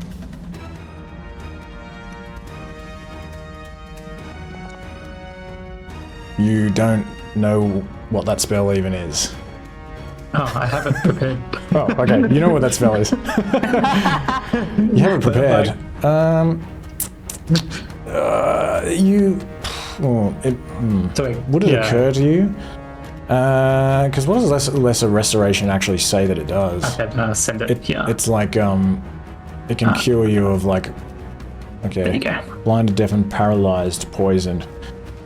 So it's along the lines, but it's not quite. Yeah. I don't know. Give me another Arcana check. Roll with advantage. Or like, just give me another one. No! It doesn't occur to you yet. I mean, you feel paralyzed, and you know that you have a spell that would like potentially address paralysis. So I'll say that would occur to you, despite the fact that you don't really know what kind of paralysis this is. You might It's suspect. worth a try. Yeah. I guess I'm going to cast Lesser Restoration. Do you have it prepared? I do have it prepared, apparently. Oh, nice.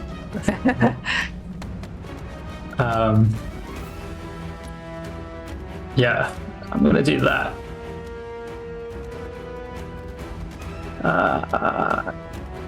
And I might close my eyes. Okay. So the only thing is, actually, now that I think about it, you're restrained. Can you take actions when you're restrained? I believe so. I thought, I think yeah. you're incapacitated, you can't. Right. Okay, cool. Restrained. Attack rolls, advantage, speed. Okay, sweet. Yeah, so as you're able to like cast Lesser Restoration on yourself, and this stone skin begins to like recede and disappears again, and you feel like you're able to move freely. Yeah, I'm gonna close my eyes and run at it and pray. Okay, give me a dex save at disadvantage because you run across this stream with your eyes closed. 6. Oh no! Okay, you slip over in the Those two stream. ones. You only make it to Snake there. eyes. So you're prone, and for as long as you have your eyes closed, you're blinded. You've I only still have moved movement, right? 1 meter, yeah.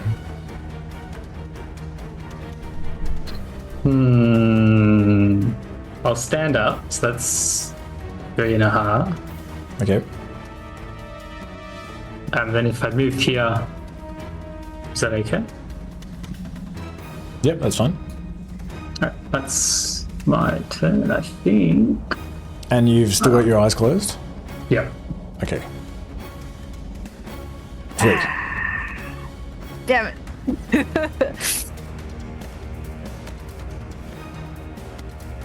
Okay. Jeez. 3, 5.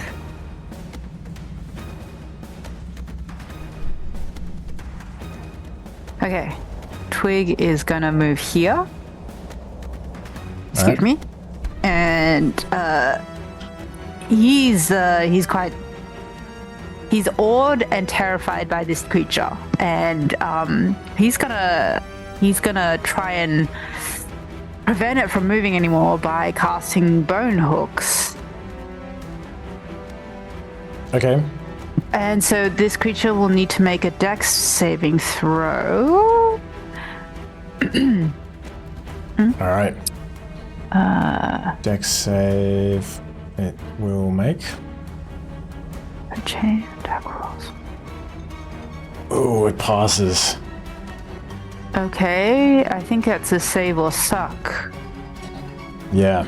These hooked chains made of sinew and bone come flying out of the void, and but they just kind of like scrape along its like shitness exoskeleton, and none of them are able to catch it as it's kind of still running towards Reddy. Okay, end turn. Okay. It attempts to bite Reddy. It's going to have advantage because Reddy has his eyes closed. It just lifts up its head and just... but it misses. Oh. Maybe you kind of like hear it. It's making a lot of noise. Hiding behind a shield. Oh yeah, true. Maybe it just kind of like... just sort of like bites down on the outside of your shield, and you just hear its like teeth like scraping across your shield. Okay, Vindaros. Darius would like to move forward 1, 2, and slowly cross the river. Would we count that as difficult terrain? So I'll count it as 2 meters of movement. Yeah, if you count it as difficult terrain, then you can do it without a check. Okay. So it's 1, 2, 3, 4, 5, 6. 6, 7. Oh, was that 7? No. Because it was the second. So 1, 2, 3, 4, 5, 6, 7. Because it was the second diagonal. Ah, okay, got you. No problem. I'll still have my attack action readied. Okay. If becomes within reach in turn. This rat folk back here is just like kind of like cheering on this monster, Yao Mei. I feel like that cheering kind of grabs his attention, and he kind of turns towards the rat, and he's like, "It's an easy win." So he'll move across, try and get. It'll be there. So 1, I'll keep 2, readying 3, my 4, action 5. if it attacks me, but then 1 is difficult terrain, so that's 2. So that's 6 meters. And I'll keep my action ready, but I'm gunning for this rat guy down the back. Okay. Alright, ready. Reddy's just gonna sort of swing blindly with his. We'll take out his quarterstaff and then sort of swing blindly with it. Alright. Attack at Disadvantage. Yep. You miss. It just like you just hear your quarterstaff just go, just catches wind.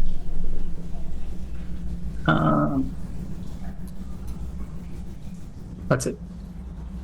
Twig. Mind sliver on this guy.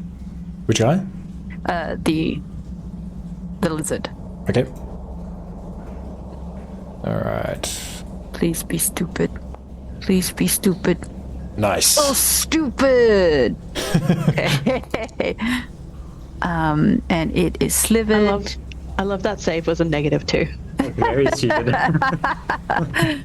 It's just like, and kind of shakes its head as this pulse of psychic energy goes into its mind. And Don't let me forget the Mind Sliver if I do. Do you roll it or do I roll it? I don't think it matters. I mean, it's just okay, like okay. a D4. But, yeah, either way. I can roll it.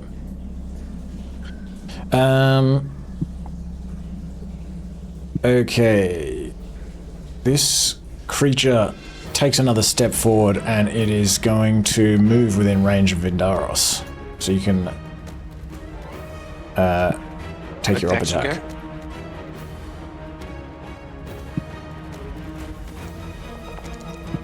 That's a hit. Damage. Nice. 10 piercing damage. It just like runs over here as you just like stab it with the spear. It just like runs into this flint spear tip. But as you stab it, it's kind of staring down at you and it catches your eyes. So give me a con save.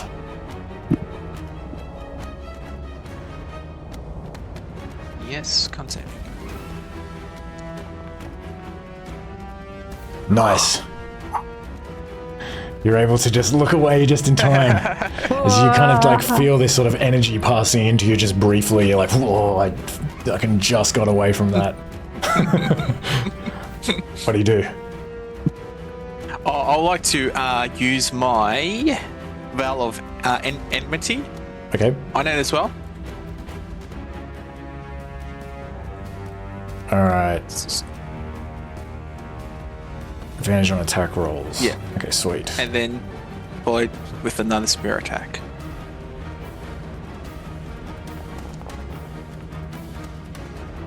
That definitely hits. Damn it. D4. Wait, but What was it? Does the D4 come into effect from the Mind Sliver at this one? No. It didn't. it's only for saving. Yeah, throws. it's if it makes a saving okay. throw. Cool. Sorry, I didn't get to read the thing. I was trying to find the log. That's all right. I was just trying to work out what it was for. As you stab it again before you move, it is going yeah? to actually use a reaction, and it attempts to basically like kind of. It reaches out with its front paw, its big muscular arm with this big claw on the end, and it tries to like slap your face to make you face it again as it peers into your eyes a second time. So give me another con save. Oh.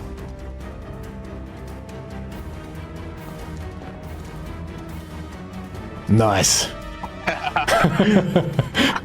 Okay, go ahead and move.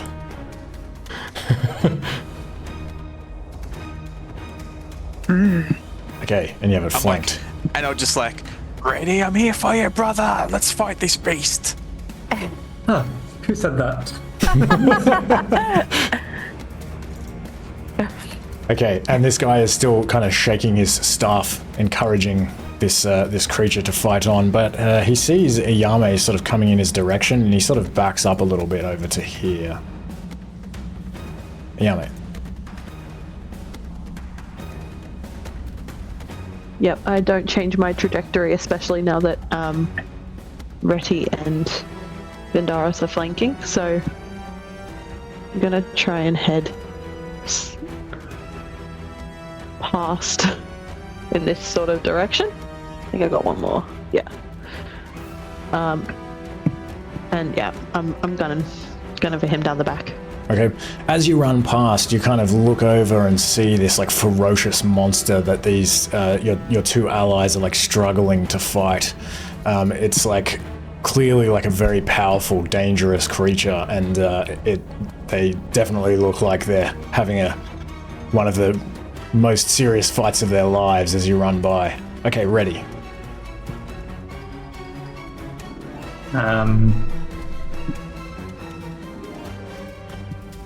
I think I'm just going to do the same. Keep the eyes closed and go for Shillelagh again. Okay, you have +1 due to the flanking miss.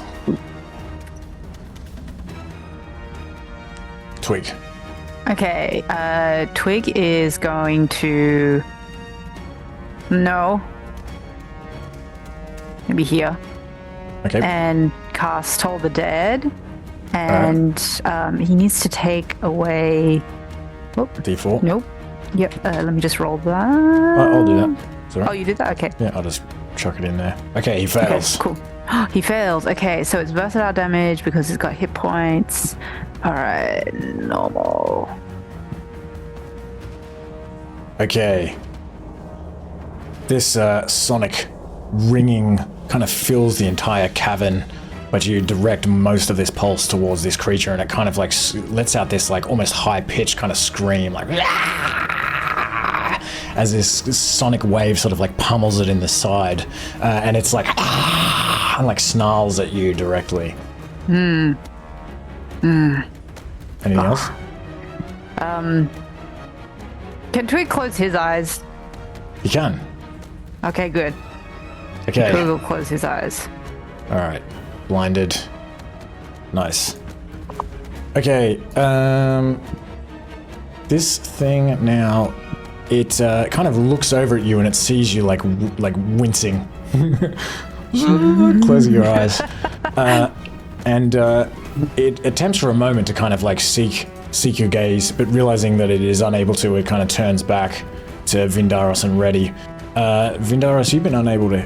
Reddy's been unable to hit it a couple of times, so it is going to turn towards Vindaros and attempt to bite him. And hits.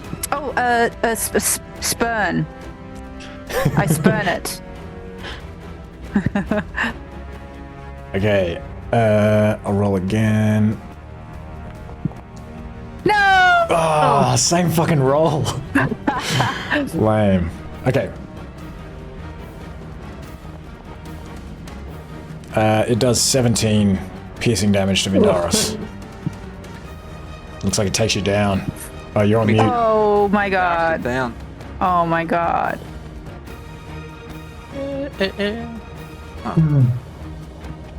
Alright, let's see. Okay, shit. Vindaros, make a death save. Fuck. Oh. I gotta find in my sheet. Death save scare the shit out of me. Roll a death save. Okay. Okay. Oh, you have to make another one. Oh no. Come on, fuck. Oh shit! Vindaros may die. Vindaros may die. No! I'm terrified. Let's come to it. One more. One more. No. I'll do all three at the same time. If you fail one, you have to make another one. Oh, I keep going until it finishes. Yep. Oh, Until you okay. pass one. That's Nice why knowing you you. might die. There is a chance that you're gonna die. Oh, Fuck. oh my god. Oh shit. Oh my god. Fucking hell. Alright, but you're still down on one death save. And for those of you around, Yeah. as you see Vindaros go down, he is like coughing blood at this point. He's looking like he is in a very bad way. This minion back here just like laughs. But he sees Yao Mei coming for him. He's like, Yao Mei. Yeah, Ayame heard that, and that's enough to make him change his trajectory. He's gonna glare at that little rat down the back, coming for you. But yeah, I'm going for an attack here. All right. So, need to find where my sword is in my life. There it is.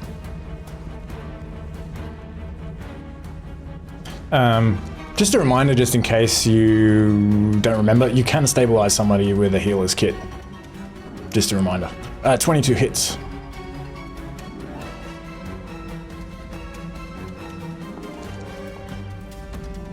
Okay. Alright. This thing is looking pissed off and bloody now. Ready. Just a question. Do you have those? Can you administer healing potions? Is that a? Yes. It'll take an action to administer it. I have a healer's kit actually, so I might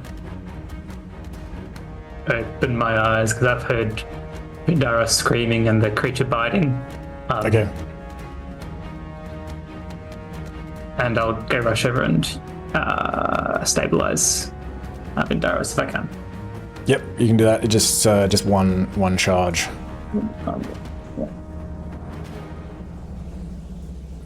Wait, are you sure you have a healer's kit? With my backpack. Ah. Am I able to get it out or? Yeah, that's fine. Yeah. Actually, I might ask if it's okay to not use the backpack because I didn't know you were using that. So because I often have a look into the character sheets between sessions. Yeah. And it'll just make it difficult if I have to kind of check all of these bags and things. I actually don't like that they've like made them into actual bags. Yeah, it seems kind of annoying Yeah. to have to open them up every time. Yeah. I might kind of change it. But anyway, yeah, that's fine. I assume the component pouch, you just want to leave it all in there, all that stuff? Yeah, would you I mean, rather just take leave it how it is for now. Okay. And I'll have a think about it later. But yeah, if you use one charge, you can just stabilize Vindaros. Done. Okay. All right, Twig. Okay, so is Vindaros awake or just He's not awake, but but he's no longer coughing blood. And Reddy has kind of turned his head to the side, and he looks like he's sort of like breathing steadily. Okay, I think I will run over. Oh God, no. Oh yeah, this thing is actually still flanked. Here? Can I do that? Yep. Okay, and I'm gonna give. Oh no, Vindaros... that's 6. That's you can't 6. actually do that. 1, 2, 3. You can move there. It hurts, but I will do it. And I will use. Where's one of my? Oh yeah, I didn't even realize you were moving into the range of the unknown, unidentified basilisk. Okay. Normal. So you're gonna sort of kneel down, lift his head up, kind of hold his nose. Just like. Breaking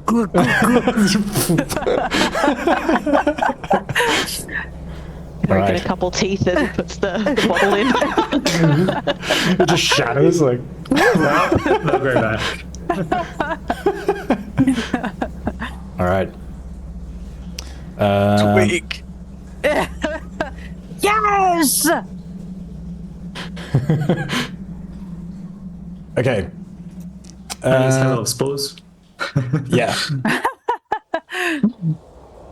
Okay, con save. Passes. Wait, what the hell? That's a lot of constitution. Stocky boy. Oh yeah, somehow it's got a constitution of 816. I don't know what it was meant to be, but probably something like a 16. Maybe 60. I must have accidentally clicked in there.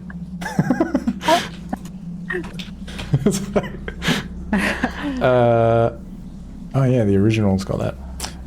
But yeah, it still passes anyway. Unfortunately. Okay. It has been surrounded. Oh. Vindaros, it sees you getting up, and it... Reaction. What do you do? I use my shield to impose disadvantage. Okay. Ooh. It's Trying going to to find attempt... my feature. There it is. It'll have a flat roll in that case, as it just sees you kind of like lifting up, and it just kind of like looks over at you and just kind of lashes out at you. Misses. Fuck yeah. Yes. Okay, Vindaros. I'm gonna stand up Alright. and I'll be like, sorry guys, I gotta catch my breath and just back away. Go get him. Go get the rat. Disengaged. A disengage action. And back So- away. Go get the rat. Yao Mei yells this at him. And I'm looking away from him. I'm not looking at him. Oh shit! I forgot to close my Oh, eyes. actually, sorry. 1, 2. Sorry, got up. 1, 2, 3. Oh, there. Okay. Disengage, run over there. Okay. This rat folk is just watching all this happen eagerly. Yao Mei. Yeah, I'm going again, gang. Worked well last time. And you got +1 due to the flanking. Do I just add a 1 or do I, is it +1? You can just put a 1. Okay, cool, I'll do that. I always forget how it works on this. Okay. Miss. In turn, I guess. But I'm grumpy about it. Ready. Just a question, I guess. Is there anything stopping you from like closing your eyes after attacking? Nope. Cool, let's do that then. Haha, Oh yeah. I can see him. Oh, there he is. +1 on that because That hits, but it's going to react to your hit by That's okay. flashing its eyes up into yours. So give me a con save before you're able to close your eyes. Yeah. Okay, good, you pass. I'll take that back. I don't know how to do a backwards evil laugh. this damage. What is it gonna be? Give me the damage. Give me Plus the damage. 1d6 Plus 1d6. from a symbiotic entity. Yeah. Alright, sweet. It like screeches and kind of like lashes around and sort of its tail is kind of like bashing on the ground and it's like kind of goes like a little bit crazy as you like smash it in the side with this like electrified stick and it just like turns to face you like Twig. I close my eyes. Okay, you close your eyes. Twig is gonna fill its mind again, or attempt to fill its mind again with dolorous bells. Okay. With DC 14. Alright. Yes. Okay. Nice. How does this thing die? Ooh. Okay. So you kind of see its like blue glowing eyes sort of widen as the spell hits it, and then they sort of bulge a bit, and then his head explodes.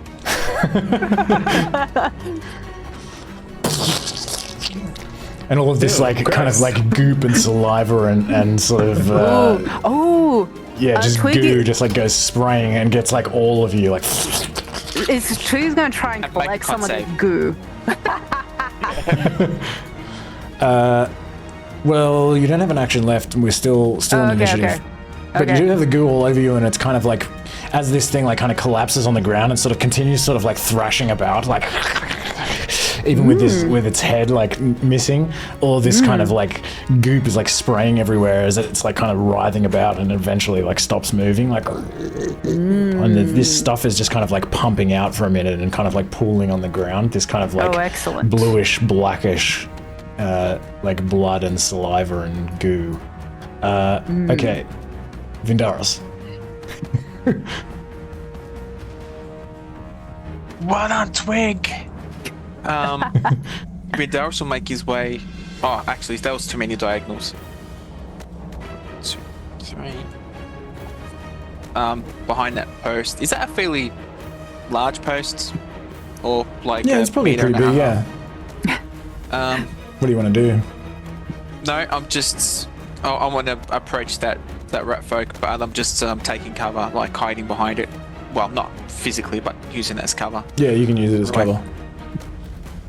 And in turn. Okay. This guy, his eyes widen. And he's like... and he's going to attempt to jump over this thing. Let me see. 1, 2, 3, 4, 5, 6. I'm going to try to do this, but I'm going to give him an acrobatics check to see if he can like jump over this stream. Okay, he's able to do that. He's then going to... He's dashing. And he's going to try to do it again. pushing his luck. All right. This time he doesn't jump far enough. Well, he jumps and he kind of like lands just in the water on the other side, and his feet go up from underneath him, and he falls on his back and just like splashes into the water. He's like, and he drops his like quarterstaff as well, and it kind of like clatters to the ground. Okay, Yao Mei. All right, I am gunning for him now. Again, so I'm gonna cross over. I'm dashing, by the way. So I think that's 2 meters of difficult terrain. So 4. I can't do maths. 5, 6. Give me a dex save though, as you like run through that bit of the river. Yep. You're fine. And then I'm running for him. He sees you coming like, And I'm holding my sword out. I'm ready to hit him. I just don't have an action to do so. all right, ready. I'm gonna open my eyes. Can I ask what's this right part? I missed. This were is describing a elevated chamber. These lines are just kind of trying Bridges. to show that there's just like a little slope here, little incline. There's a climb here. The climb there. And up in that room, there appear to be a whole bunch of stuff, just heaps of boxes and random rolled up rugs and other things that look like they've probably been stolen. Just a bunch of loot. I think I will. Actually, from where I am, I will cast Ghost Touch. Okay. Is it at? Are they prone? Is it at disadvantage or is it just normal? Disadvantage, yeah. And it's also kind of hard to like see it from where you are. That hits.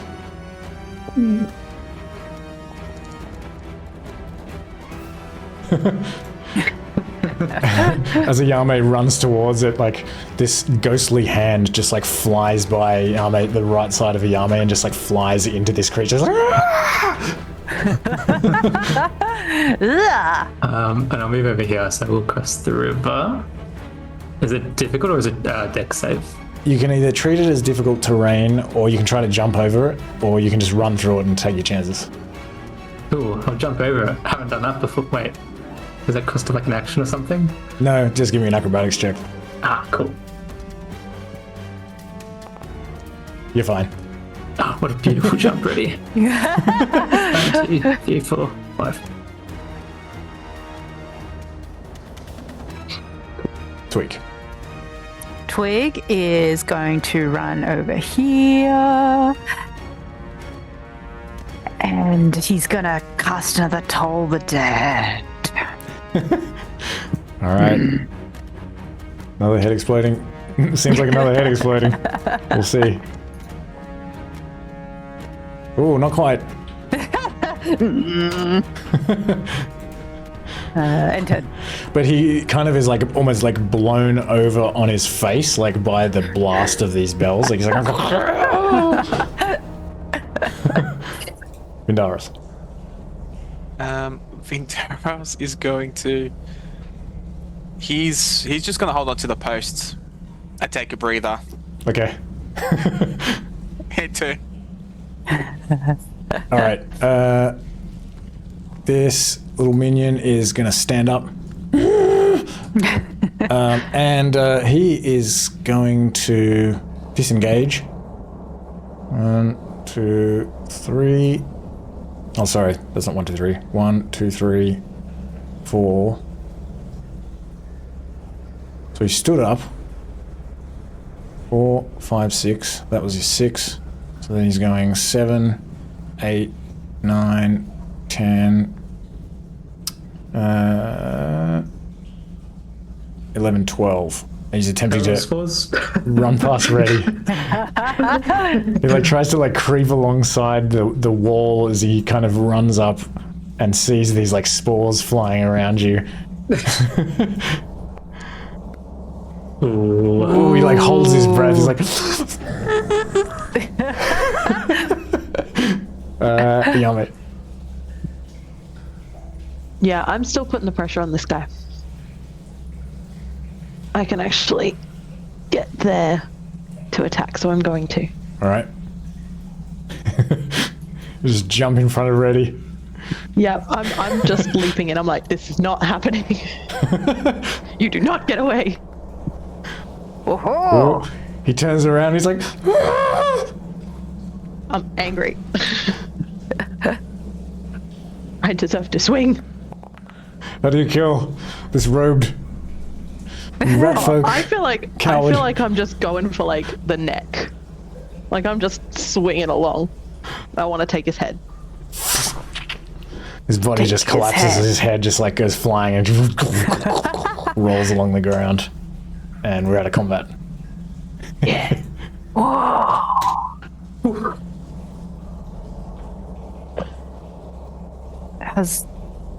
Vindaros, how you doing?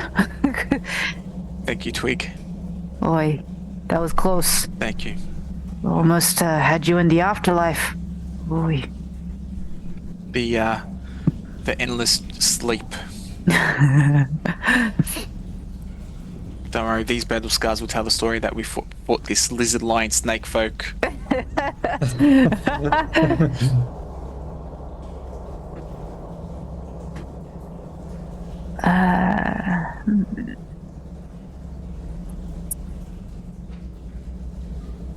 Did I smash that healing potion bottle?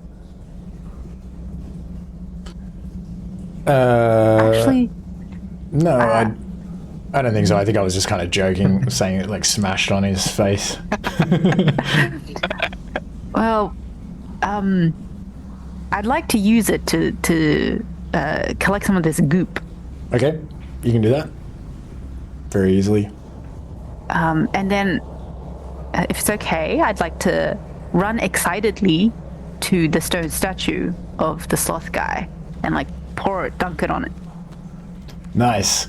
As you pour this goop onto this stone statue, he does begin to kind of move, and the stone kind of melts away. He's like, Hello.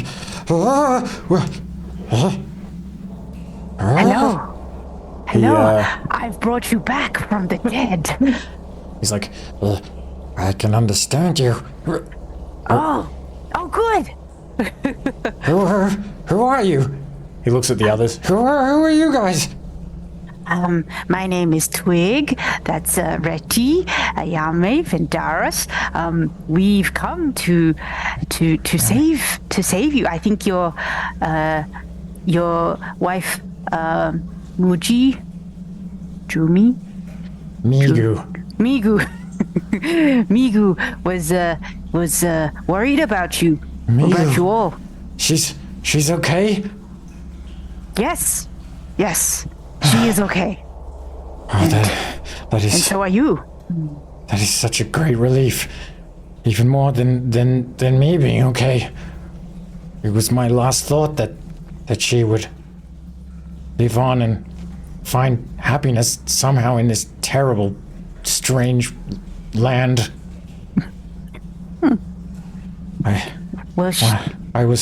There was a huge creature. That creature! He like points at the headless thing on the ground.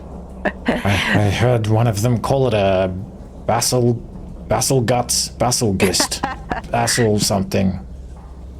Basilisk.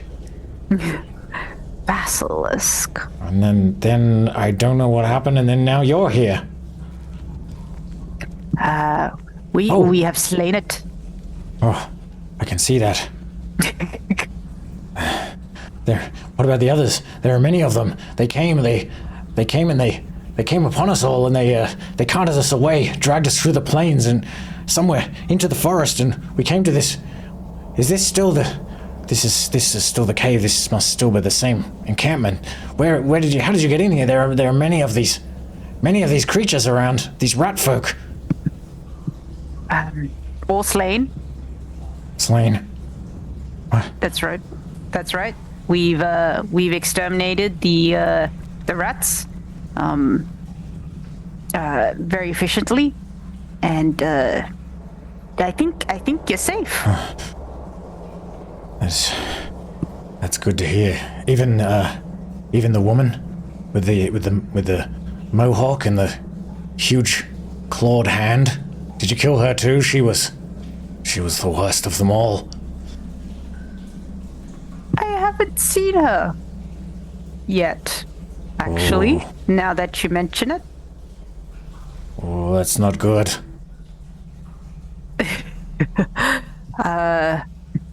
She was the one that yes. dragged me in here. I see. With a big grin on her face, like she took pleasure in it.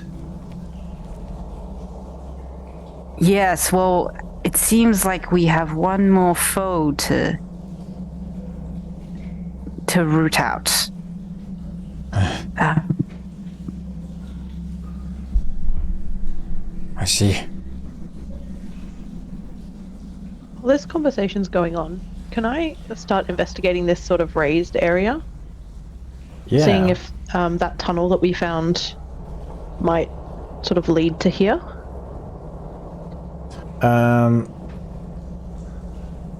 You don't find a tunnel in this area. But if you have a look around, you find a whole bunch of stuff. You find carpenter's tools. And you find lots of weapons. All simple melee weapons are available. You find a whole bunch of them. And also simple ranged weapons. You also find a bronze scimitar and a bronze short sword and a bronze trident and a couple of whips. You find some studded leather armor. You find some bronze ringmail. Ooh.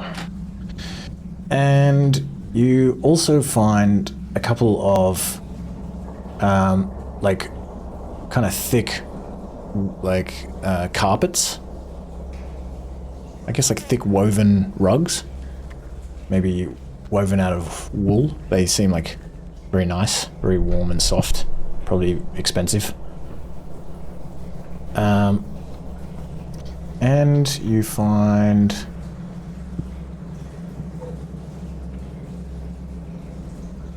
let me just roll for this one.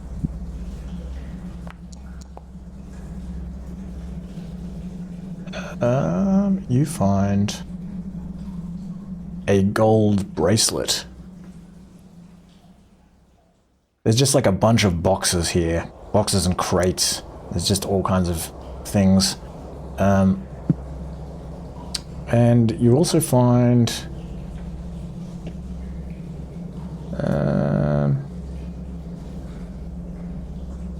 a small, heavy, straight, metallic object. You don't know what it is. It's like heavier than the metals that you've seen before. It's kind of silver in color. And it just looks like like a sort of a shard, but it's like just kind of heavy and just you can hit it on the rock and it just kind of echoes throughout here. You also find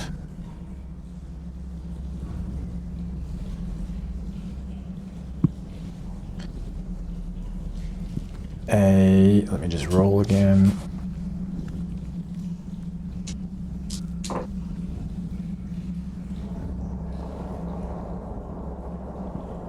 You find vestments, basically. Like these kind of very fancy looking embroidered robes that have this almost kind of shimmer about, like a golden shimmer about them when you look at them. Like there's some kind of, they're like woven with some sort of special golden thread. Okay. You also find a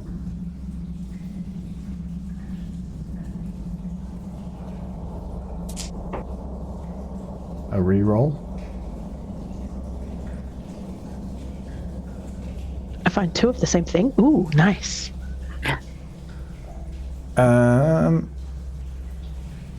You find... Did Vindaros say in the beginning that he was... When you were carving something, were you like smoking... Did you smoke a pipe, or is that just in my... Yeah. No, I think I was. Yeah, no, I was. Yeah. I can't remember. For some reason I feel like... Well, no, because the lizard folk like kind of grabbed that thing you were carving. Anyway, I can't remember. I'll have to go back and look. But you look at... You find Yao Mei, this... He was smoking a pipe. I have it in my notes. Oh, nice. Awesome. Just checked. H1. You find a pipe that is made out of what appears to be like silver, and it's got all these like little patterns engraved on it. It looks very special when you pick it up. But as you pick it up, you find that it is like really cold, like super cold. It almost like burns you. Ooh. Seems to be something special about this pipe. You just get that feeling. And then, finally, let's do some gold. So...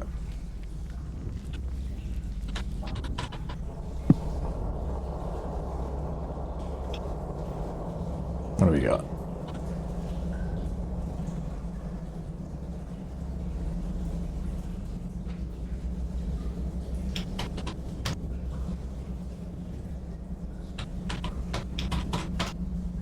You find a bunch of silver, bronze, and gold coins totaling 98 gold pieces and 8 copper pieces.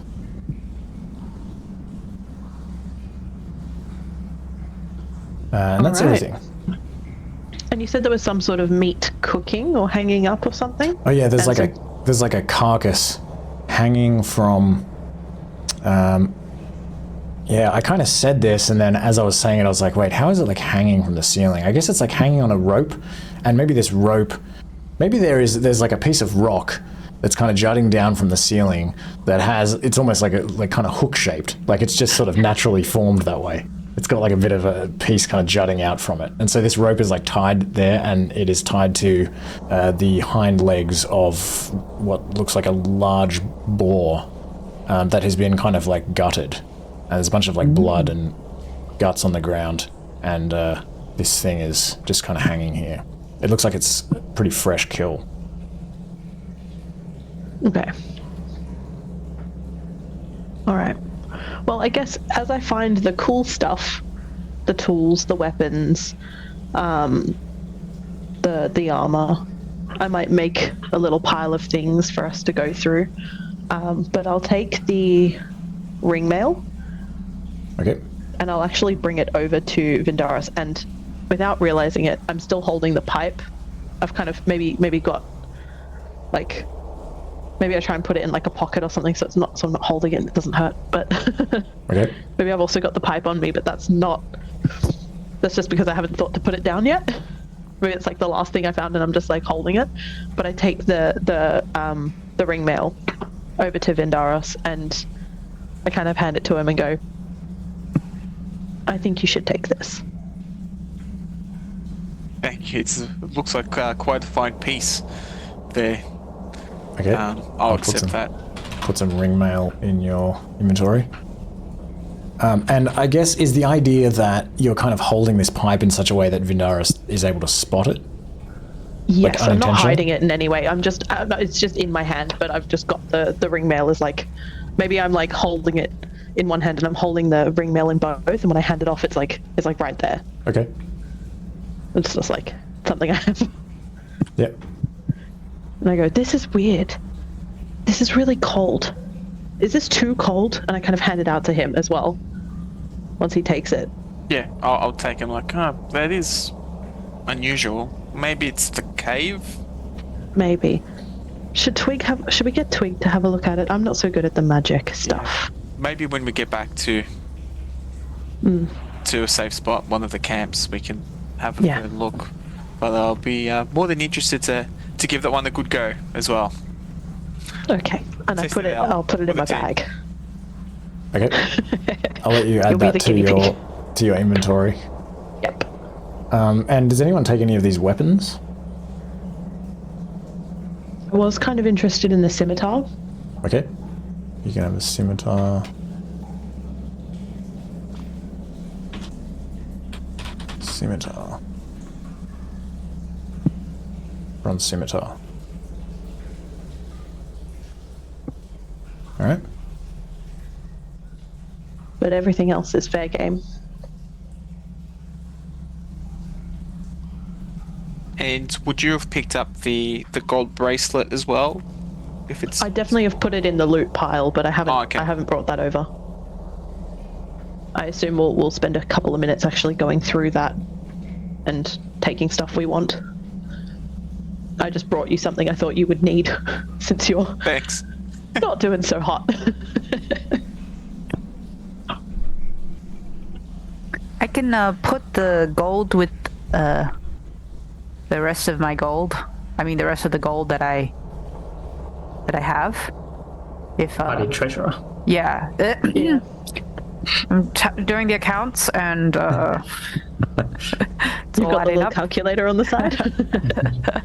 I would have put the gold bracelet in the pile of coins as well, by the way. I would have put that together as like valuable looking things because I'm assuming the coins and the bracelet are the same color, so I'm like, oh, maybe they're made of the same thing. That seems like that goes together. You would definitely recognize gold. Yeah, cool.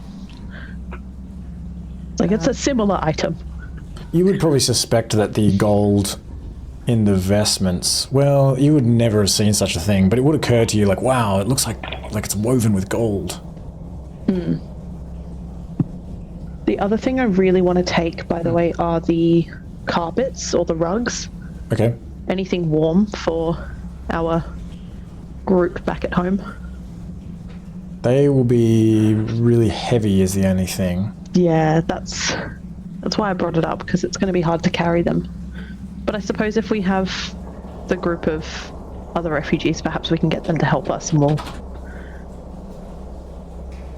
do the protection stuff.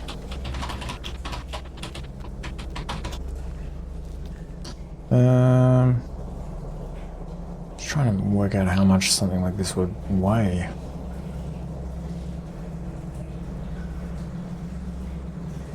Really bad at like estimating weights like this. Like, what do you reckon? Like 20 kilograms? 10 kilograms? Maybe I 10. feel like 20 is That's probably fair. fair.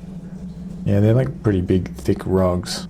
Just say we can carry up to 30 kilograms of rug. Choose a number that suits.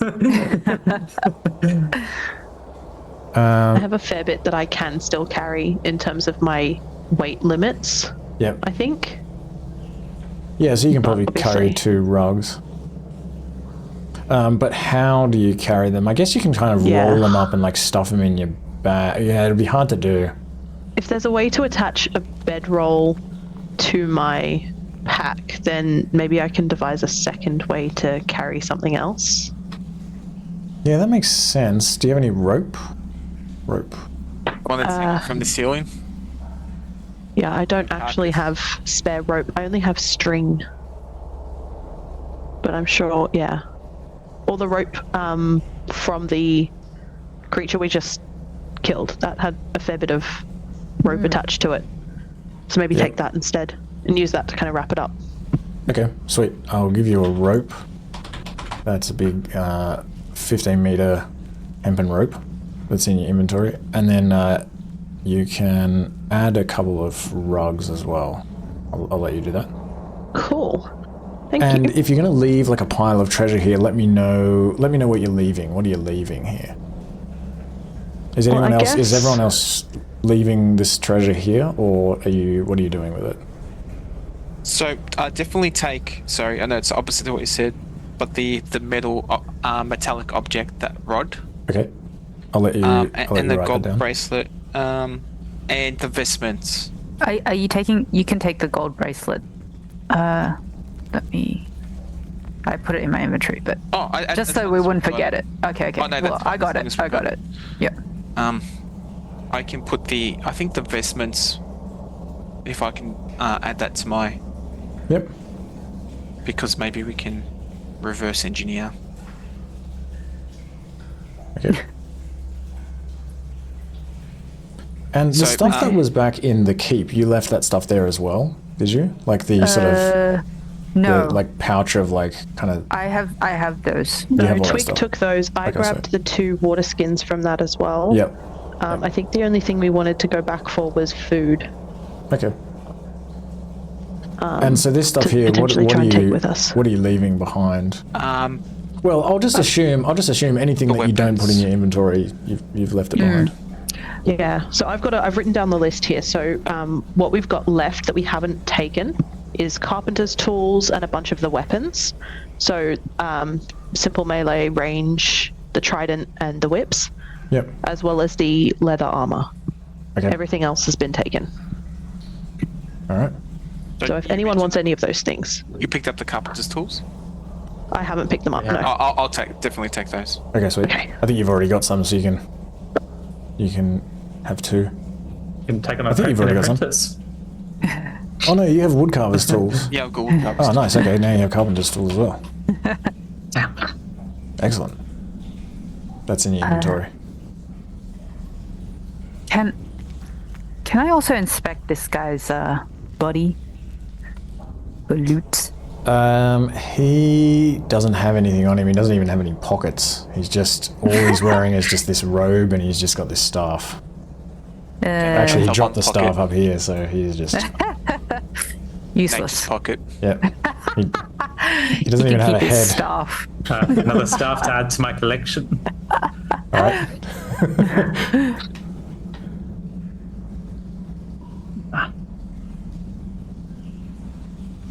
I'll let you add that staff if you want it ready.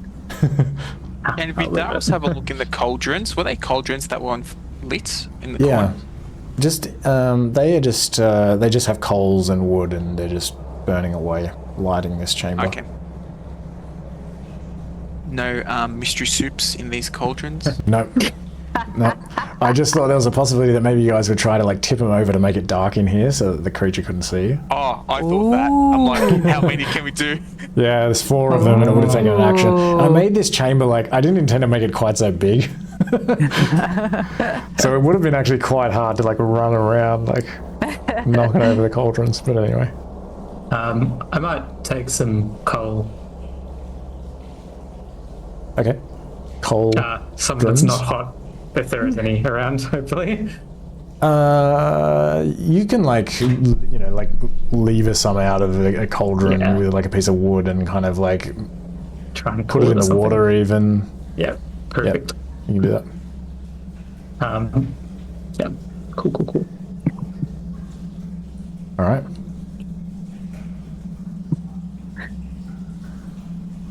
But back down here, Twig, remember that although this room is... actually, I wonder if I can just... Because I don't think I can shrink it all, but I might be able to just move it all. Hold on. Ah! Bloody hell. Oh no. Won't let me zoom out anymore then. Kind of limits you. Okay. Here we go.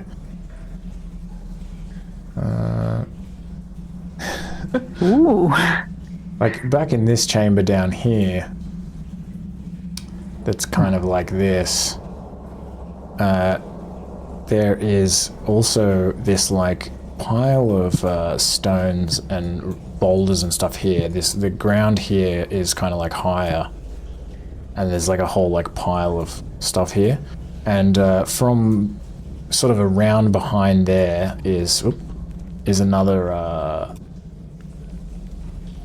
like little stream kind of trickling around here that meets with this other stream, and then they kind of flow out the cave mouth.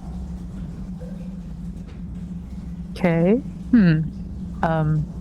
Anything interesting or shiny in here?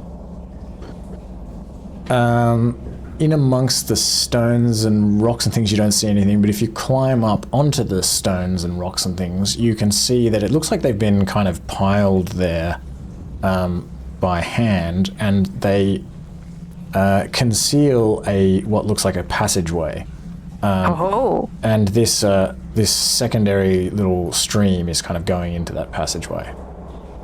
Hey guys, I found a secret passageway. I think like the idea is it would be kind of like Interesting. not quite visible from the cave mouth either. Work, Twig. I assume think- that. Do you think that leads up to where we were? I don't know. The stream is coming from that. I don't think there was a stream in that room. Yeah, maybe it's a tunnel though, and the water could join at some other point. Yeah. Maybe.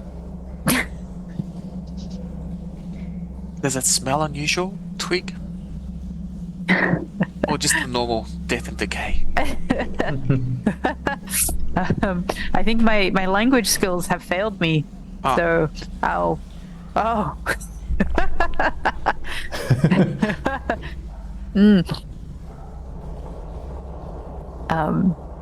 Yeah, what does it smell like in this tunnel? Give me a perception check. Oy. Just smells like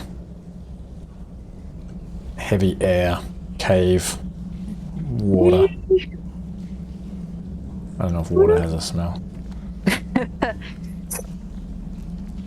Water. It does in that movie Perfume. No. I love that movie. I guess if it's running through the earth, it would kind of have like a metallic-y, earthy sort of smell, Yeah, there you go. It smells like like a that. musty smell almost. Yeah. I'll sit Mr. Sloth down by these rocks and just be like, just wait for us. You drink some water, take a moment. Okay. Thank you. Okay, shall we go Wait, in? wait, are you gonna leave me in here? You'll be okay. All I want to do, he like looks around at all of these like statues, dismembered Wait. statues. I would really like to get out of here if I can. Oh, I'll come with you. can I go I'll with you? take you. I'll take you with the group. Come with me. Okay. Wait, what? I mean, sorry. I'll just kind of gesture to like come with me, Okay. He like gets up and I'll and lead like him out of the cave. follows you out of the cave. grow Razi up and the so others are fast. like happy to see him. They're like, hey! He's like, "Ah." And then I'll just be like, wait here, stay. We haven't found them yet.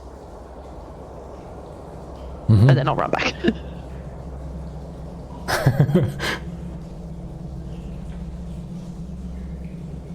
All right. So you can head into this tunnel, this passageway, and it slopes upwards, and you can follow this stream. It's a fairly narrow passage. Yeah, only about like a meter wide. And you only have to walk for a few meters until you come to a place where you can, on the right, there is a little opening, a little passageway that leads to the right. And the passage that you're in, sorry, I'm describing this really poorly. The passage that you're in, you follow it uphill, it continues on, and then there is another passage forking off to the right, a small passage.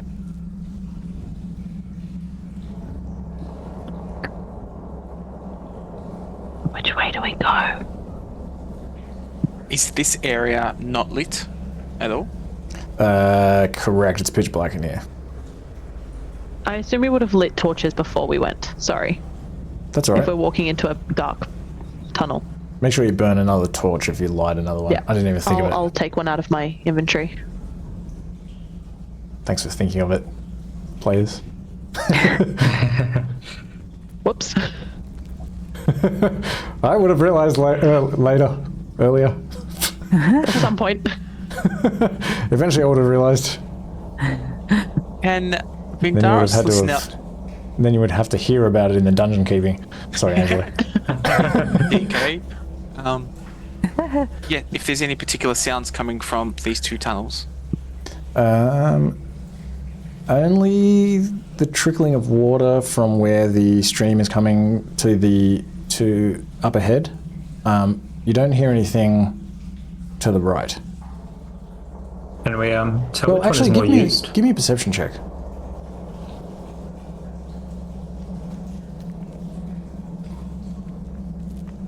Sorry. I just have to add.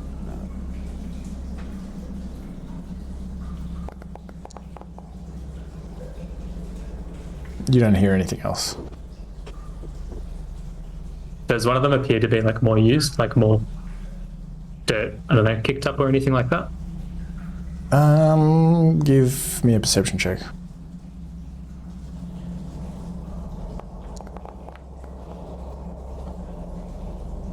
You can see that.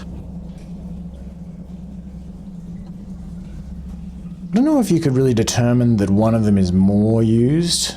Probably to the right. It seems like the dirt is kind of more kicked up there, but you can also see with a 21, there is like a little bit of kind of like, I mean, this stream is sort of running along in this like rocky cave floor, but there's some kind of silt and dirt in here, and you can see what looks like a recently made like imprint of some kind of boot or something like that, which is leading ahead rather than to the right. So it looks like it's gone, it's like further up past this passageway that deviates to the right, following the stream. I'll point it out. Tracks. Let's follow the track.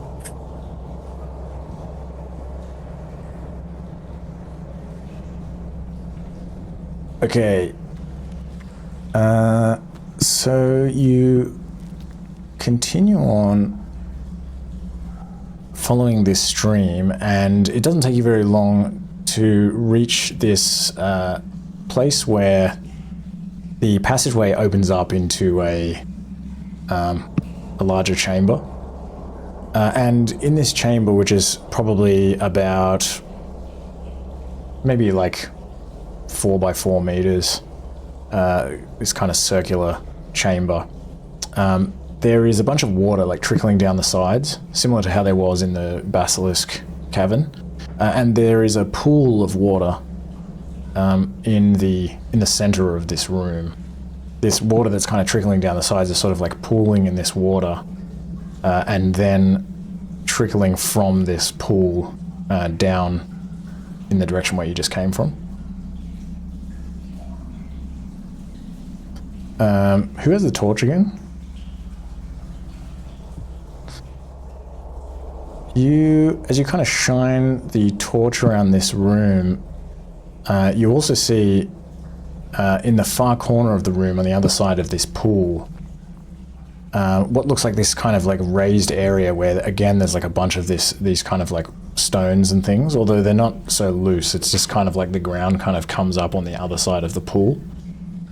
And you think you can see this kind of opening where the wall of the cave kind of comes down, and there is this sort of another like narrow kind of gap where it's sort of like, it looks like there's this like small passage that kind of like squeezes, you could like squeeze into, that would continue on.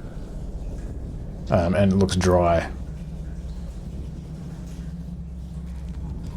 Is there does the pool take up the whole space towards the edges of the wall?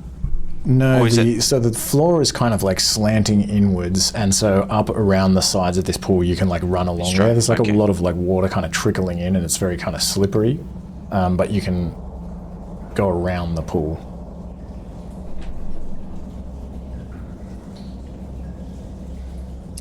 Can we edge round to this passageway? Yeah, taking care not to fall in. Yep, you can do that. You just see this kind of low little very dark kind of like crevice. If you shine a torch in, you see that after it kind of goes forward by like maybe half a meter or something, there is a sudden drop.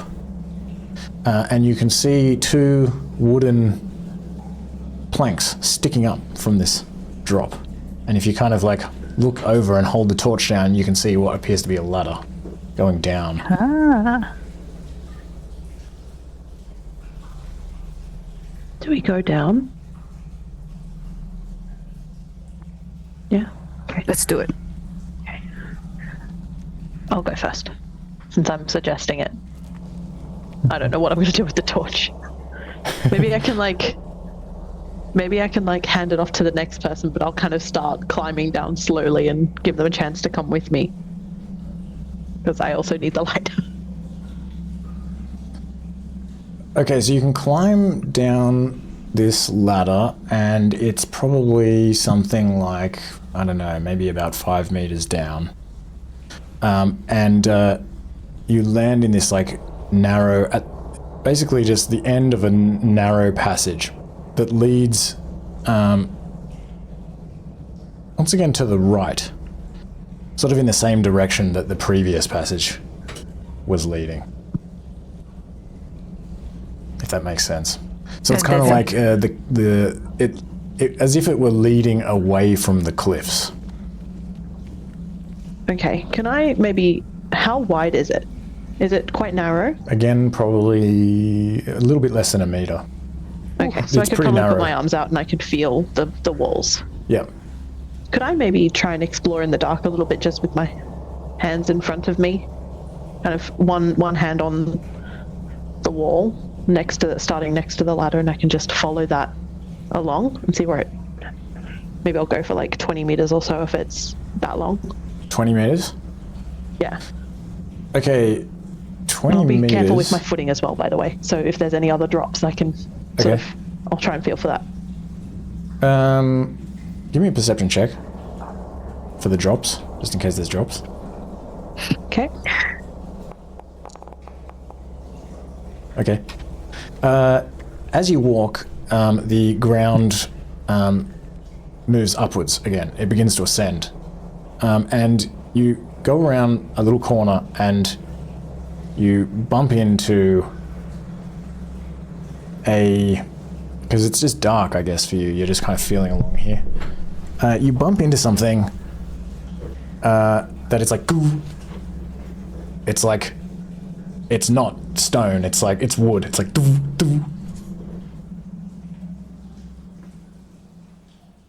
Okay, can I... It's gonna sound so weird. Can I try and feel for some way to open or remove this obstruction? Yeah, what do you do? I guess I'm just kind of feeling for an opening to see if I can pull it towards me like a doorway or push even like a doorway. But also if it's more of a hatch, if it's something that can just be moved out of the way completely rather than opened. Which thing do you do first? Pull, push, or slide? I reckon I'm looking for a handhold, and if I can find a handhold, I'll try pulling first and then I'll push. Okay, you do find some kind of a piece of wood or something that is sticking out from the rest of it, which you think is some kind of handhold. You pull it, it doesn't do anything. You push it, and the entire thing just goes falls forwards and just crashes, makes this huge noise, and this light floods in, and you are in what appears to be a small mud brick hut. And you can see the thatch roof above. There's some furniture in here. There's a fur on the ground, a small hearth, and a bunch of, kind of random belongings and things. Oh. And a leather flap over a doorway. Oh, okay. Can I head out and see where I ended up? Okay, you ended up... Let me see. I want to see if I can see the group of refugees and Ketri children. from where I am. That's the Okay. purpose of this. You find yourself here. Sorry, my internet is slow. I'm waiting for it to That's load alright. for me. Yeah, it's a pretty big map. It's always just Foundry doesn't seem to like my PC, or my PC doesn't like Foundry. It just takes a while to load any map. I might refresh and see what happens. It's a pretty big. It's a pretty big file. 99% loaded Yeah. every time. It's not just this map. Any of the smaller ones as well. It just does that. Well, Same, where same you? thing to me. I think it's just Foundry. Okay. Maybe. Is it here? No, Oh. it is here. Oh, okay, okay. So where you are, Yao Mei, is you are just in the hut, just to the north of where the kits. Oh no, they're not there anymore. Sorry, you saved them. Just to the north of where the kits were. Yeah, okay. It's possible to teleport. So around their cage. And you're sort of just to a few meters away from where there was that like ladder that leads up to the rope bridge. Okay. Thank you for explaining, because yeah, the map still hasn't loaded. Sorry. Okay, so in that case, I might run in. And What is kind of- everyone else doing? What just before you do that? Yeah. Are you all just kind of waiting for Yao Mei? I feel like I would have followed. I think so too. I think we would have followed. Yeah. Stronger as a team. Okay, cool. Yeah, because I was actually about to come down and kind of yell into the tunnel to come up. Okay, so To you be can like, all it's safe. emerge into this hut as well. And you can come out through this sort of leather flap, animal skin flap over the door, and you look around, and not much has changed except that it's a little bit later, Okay. and you don't see anyone around. Can I do something fun? No. I'm angry, and I want to do more to destroy this place. Okay. So I actually wanted to start setting fire to the thatched roofs of the huts All right. with the torch. Is that possible? If I can just grab it off, I'm assuming Vindaros has it. Not yet. I am, eh? Let's get these people to the boats first, and then it's a free for all. Okay. You also still haven't found all of the children. Okay. Is that, are there any recent looking footprints from here? Like, this give me hut that don't lead. Yeah. Yeah, give me a perception check.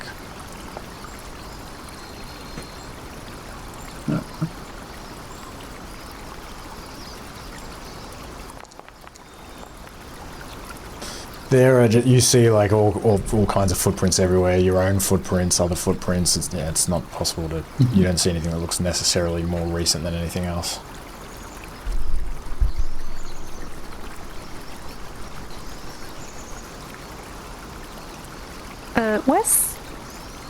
Was there a ladder up the cliffs here? No. The Oh, okay. ladder that goes up the cliffs is on top of the keep, which is like over here. Oh, like it's here. I see, I see. Oh, now that you've been up there, I'll remove these walls just to make it easier, so you can just kind of see it. I see.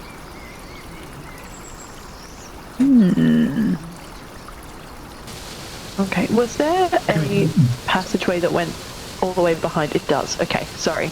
The map is starting to move now.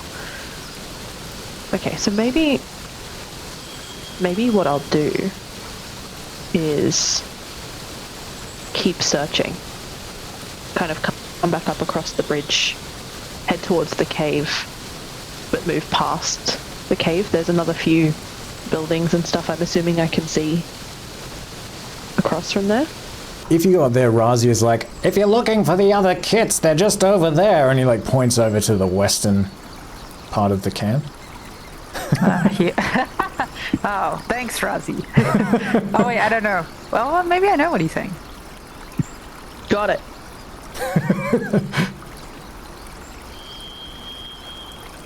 So move your token wherever you want to go. Yeah, just getting back there.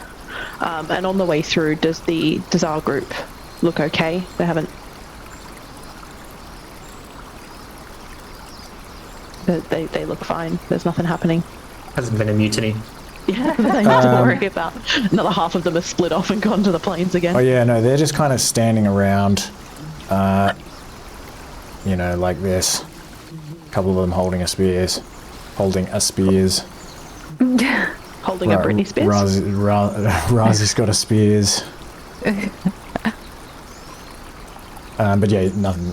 They look okay, just nervous. And Umak is with them now as well. But he's kind of like sitting down, sort of like still trying to collect his sanity.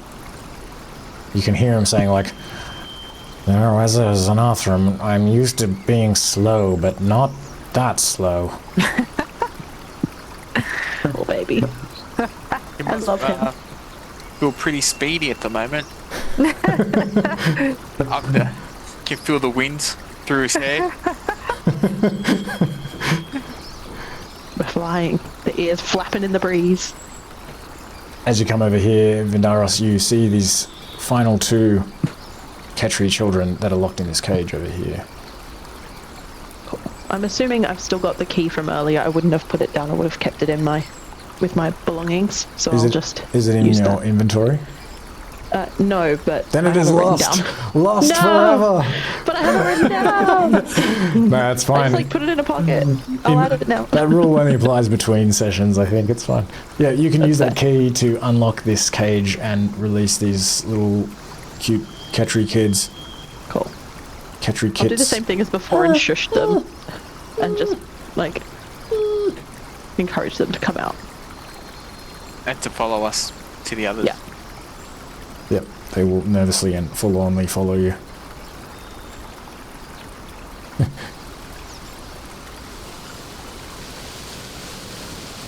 Is there anything else of note around? I'm looking to see if potentially another rat folk has come through here recently. Can I smell anything that smells like recent traffic? Give me a perception Or check. any tracks? It'll have a bit of a higher DC just because Reddy kind of already... I mean, it's a different area. Yeah, give me a perception check. A perception. Again, you just see, you know, just a lot of trucks around here. Though. A perception? It was a perception. Yeah, there's just a lot of people living here and it's hard for you to... Maybe I'll Okay, start no. digging through some of the huts and see if she's hiding. Just kind of open the whatever curtains or whatever are blocking the doorways and just kind of peek in. Okay, so you look into this hut first. Yeah, I'll go to this one. Okay, you just see, again, like a bunch of, like, just kind of personal belongings and furniture and a hearth and stuff like that. Okay, cool. I'll head out and go to the one at the far back, the little one. Yeah. Okay, you see much the same in this one. Yeah, I'll just keep going till I find something of note. Head to this one next. You don't see anything in that one? So you're just kind of like pushing the flap open and just having a look in? Yeah, I'm just trying to see if there's anyone in the building. Yeah, but you're not like kind Obviously in the of building. rummaging through them or anything. No. Okay. You don't see any in this one? Okay, and then there's one more. I don't know if the opening's on this side or the other side. You don't see any in that one. Okay, cool. And yeah, can Vindaros push the canoe or pull the canoe on his own? He wants to. The idea is to bring the canoe to the same side of the bank as where we originally banked. Like you want? I'd say that would be. That'd be pretty Wait, tough. is that a canoe? Oh yeah, it is canoe. It is, yeah, upside down. That'd be pretty tough. It'd take you a while. I don't know, Okay. could you kind of by yourself pull... I mean, you do have... I know you have, whatever that feature is called. Yeah, the Powerful next. build. Yeah, I mean, like, that would let you kind of push, like, quite a lot of weight, wouldn't it? Like, what can you... Let me see. Pushing and dragging capacity. So... 2 times 30 times your strength score. What's your strength score? 18. I think this is probably going to be possible for you. Where was I? I'm envisioning like that CrossFit thing, you know, where you have to roll that gigantic tire by like flipping it. So 1080. So about you can move about 490 kilograms, push or pull. That seems good. Yeah, I'll say you can drag this canoe. From the previous canoe, like, we know how big the original one was. We couldn't fit everyone on that original canoe, even though there was like 15 rat folk. You can fit that about was across 2 canoes. 8 people per canoe. Yeah, so we're going to need a second canoe. We're going to need a bigger boat. All right, there's a canoe. If he can, we'll just pick it up overhead and carry it back. He won't sit in it and like just go the short wheel carry. No. You're not going to try to land row it? He might give it a couple of like. So lifting capacity is like a bit less. No, I'm only joking about that. Is it too much trouble for him to row it across that V neck to bank it next to our first canoe? I think you can do that. It's just so we can keep everyone together and head up the same way. Okay, so you can kind of row it over to here. Yeah.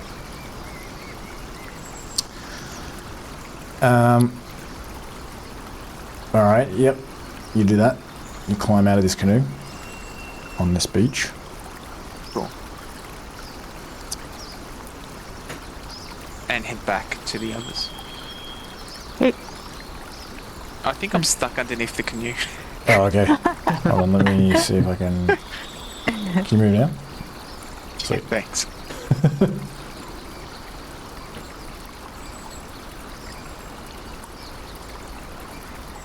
Hey guys, do you think she could be in one of those towers? I think that's the most likely spot. There were also a few that were firing at us before, weren't there? Yeah, I want to get those guys too. Wouldn't mind some revenge. Vindaros, are you ready for some revenge? Revenge. Ooh, revenge. Yao Mei, revenge! Revenge. I come over. Like before, I was just checking everyone's good. Okay, guys. I've parked another canoe without. Good idea. Good idea. We love boats. Okay, good. Is it enough for everyone? Is 2 boats enough? So 16. So 1, 2, 3, 4, 5, Yes. 6, 7, 8, 9, 10, 11. There's a 12th one, which is Umak. 12, 13, 14, 15, 16, 17. Yep. Oh, you'd almost think I planned Amazing. I can swim. this. Perfect. Which I didn't. It's almost Oh, like yeah, it was ready to swim, preordained. I didn't plan it. Just hold on to the canoe and just kick. Back. Exercise those legs. It's like water aerobics. Yeah. Alright, let's go check out these towers. Okay. What are these guys called again? Oh, yeah. Actually, I'll just put them on the righty. Whereabouts did you want to get revenge? Just back it up a bit. Hear my name, look at Twig. Oh, revenge. Vengeance. Oh, Oh, In where? that hole? On Where? the second level? Oh. Yeah, right. Why don't we look in that hole? Okay, so you go back down to the second level, and you go through that passageway that was behind the tapestry, and you find yourself in a small passage where you see the same footprint that you saw before, and this like stream running from the left to the right. I see. Ah, All right. Let's back it up. let's Shuffling backwards. go back to the ladder. Okay, we want to. The where for the revenge is the watchtowers. I'll hold the ladder steady. I'll hold the other end. Do you want me to go first? I climb the ladder. Okay. Yeah. Okay. Yes. Thank you.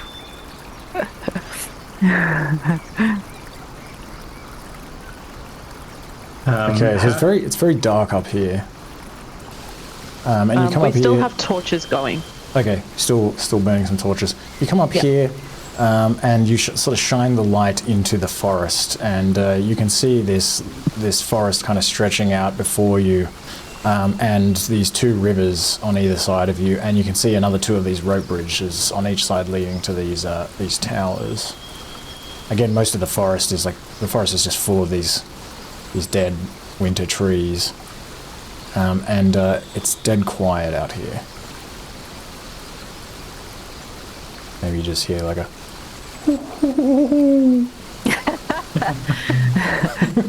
Those damn owls. Biased owls. They're very right wing for some reason. Very strange. Just right. Yeah, exactly. They like barely flap on this side. They're like. Anyway.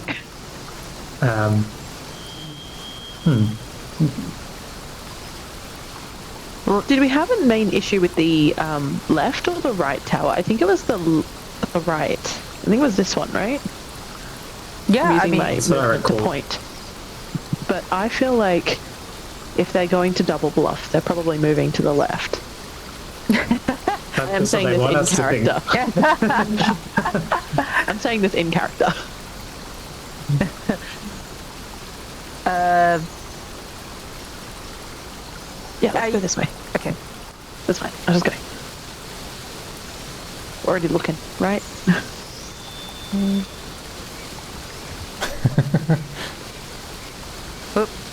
Vindaros is going to take his time crossing this bridge.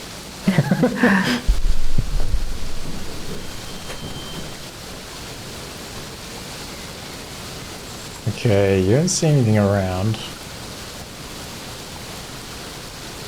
Are these towers open or are they like doorways? The door is just open. Yeah. Ah.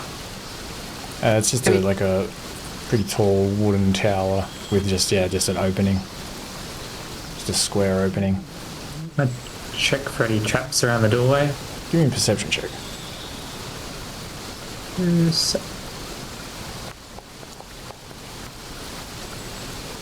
You don't see anything that looks like a trap. Alright, I'll look at everyone and be like, I'm going. Inside you see much the same as you saw in the other tower. Just, bracken covered floor, maybe another wicker chair, a ladder leading up. Not much else. Go. I'll follow. I'm happy to take point on the ladder climbing if you guys would like. That's okay. Ready will start going up. Okay. You can climb up this ladder and you just find that you're kind of on this top level with this wooden roof above you, and you can just kind of walk around. It's just this kind of deck. You can like overlook everything and get a good view of the entire place. But there's nobody up Nice. here.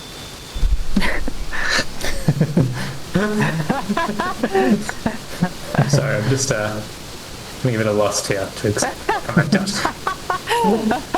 It's quite I would nice. I would have followed you up if I didn't hear anything after a few seconds.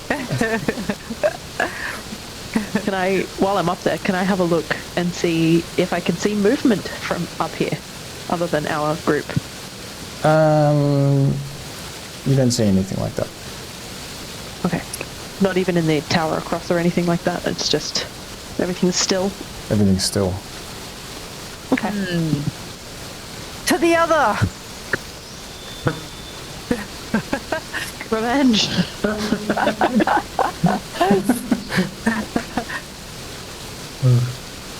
Maybe I'm mispronouncing a jungle common word quite badly, but like I'm trying. The spirit is there. Yeah, you get it. You get it. It's all vibes. I'm happy to cross the bridge first if everyone is looking hesitant. Thank you. It's fine. I That's just fine. go. I am looking fine. So I think we're it's fine. safe to say it's been much more than 10 minutes since we caught the Basilisk, right? Yeah. Yep, cool. Okay, you can go. You can look in this tower. It's much the same. Nothing in here. What? Where did she go? Revenge!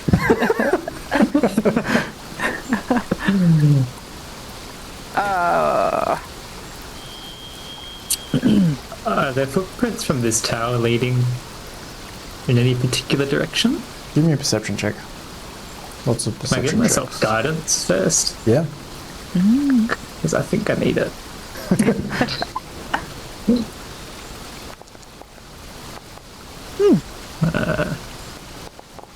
You do see what look like some recent tracks that seem to go back over the bridge.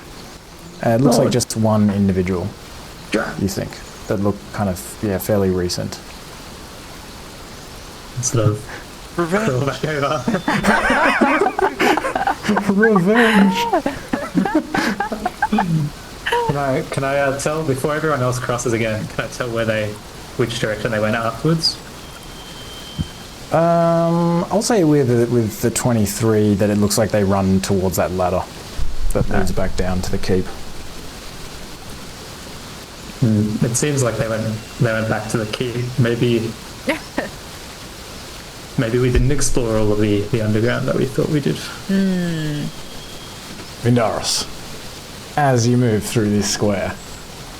What? Wow. I was waiting the entire time. It's possible that if I watch back I'll see that I missed one. But, okay, you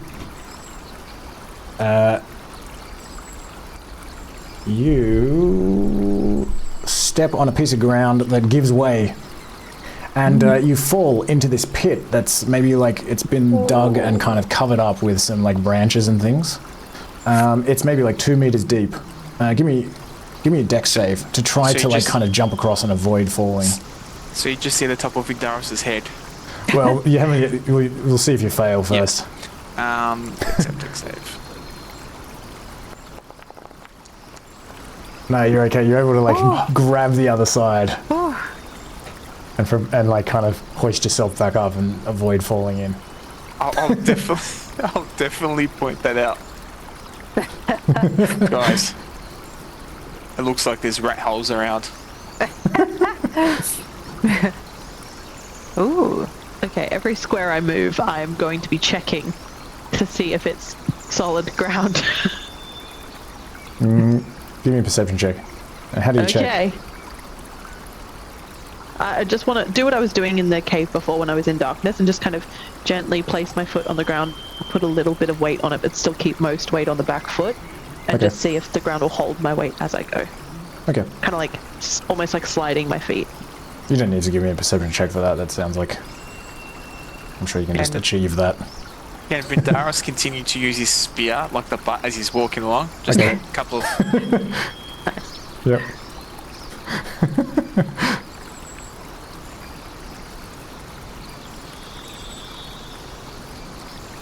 It's like a game of Ready to Battlefield. head back down, I think. Good.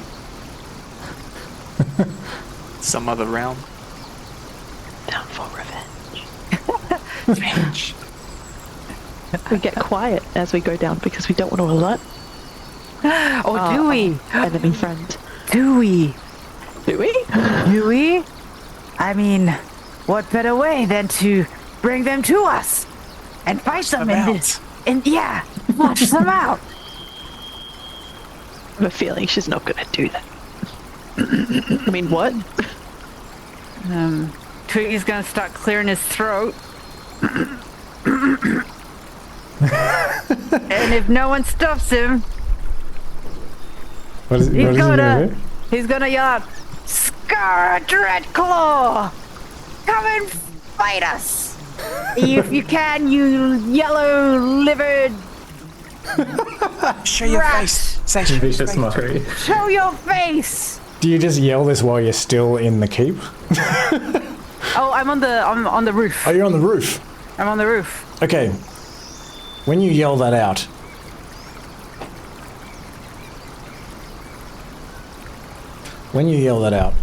you see down to the south where these mud brick huts are down here.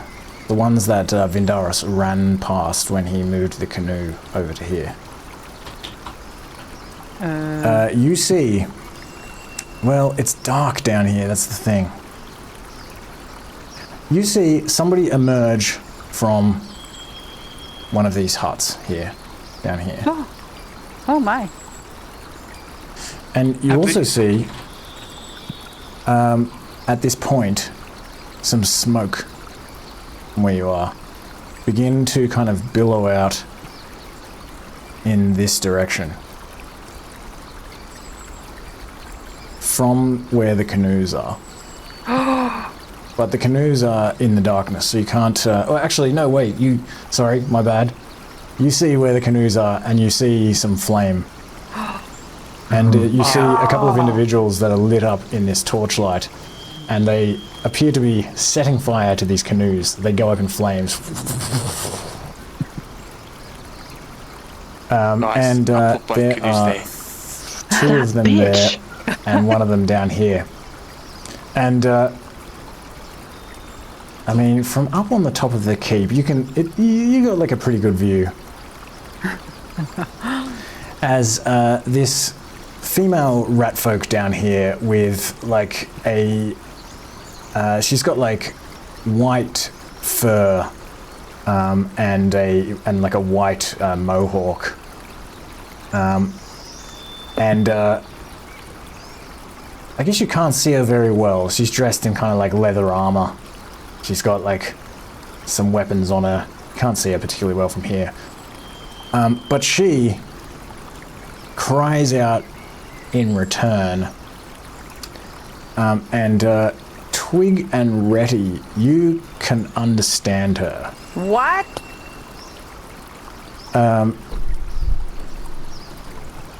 And she says, "Come and face me! You're not going anywhere now, are you?"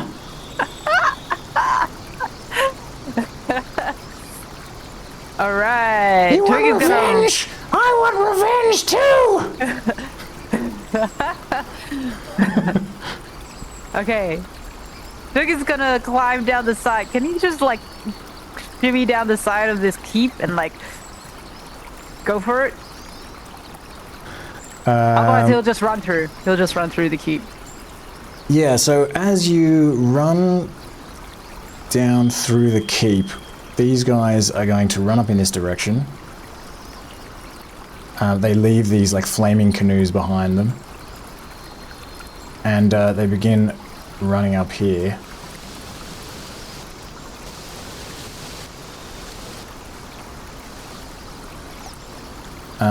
And let's call it there for the night as they run towards you and you run towards them.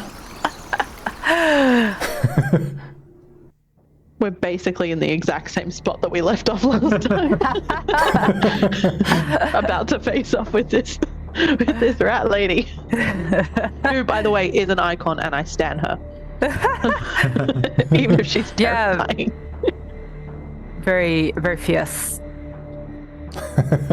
For a moment there, when Vindaros ran past those huts, I was thinking to myself, like, should I take him hostage? And I was thinking, like, I just kind of thought, like, fuck, I don't know, like, I don't know how that would. I just like hesitated. That would have been such a cool dynamic, though, just like to work out how to fight that battle with a hostage. Yeah. Ooh. Yeah. I don't know. Yeah. Ooh. So I hesitated, so I guess they also challenge. hesitated.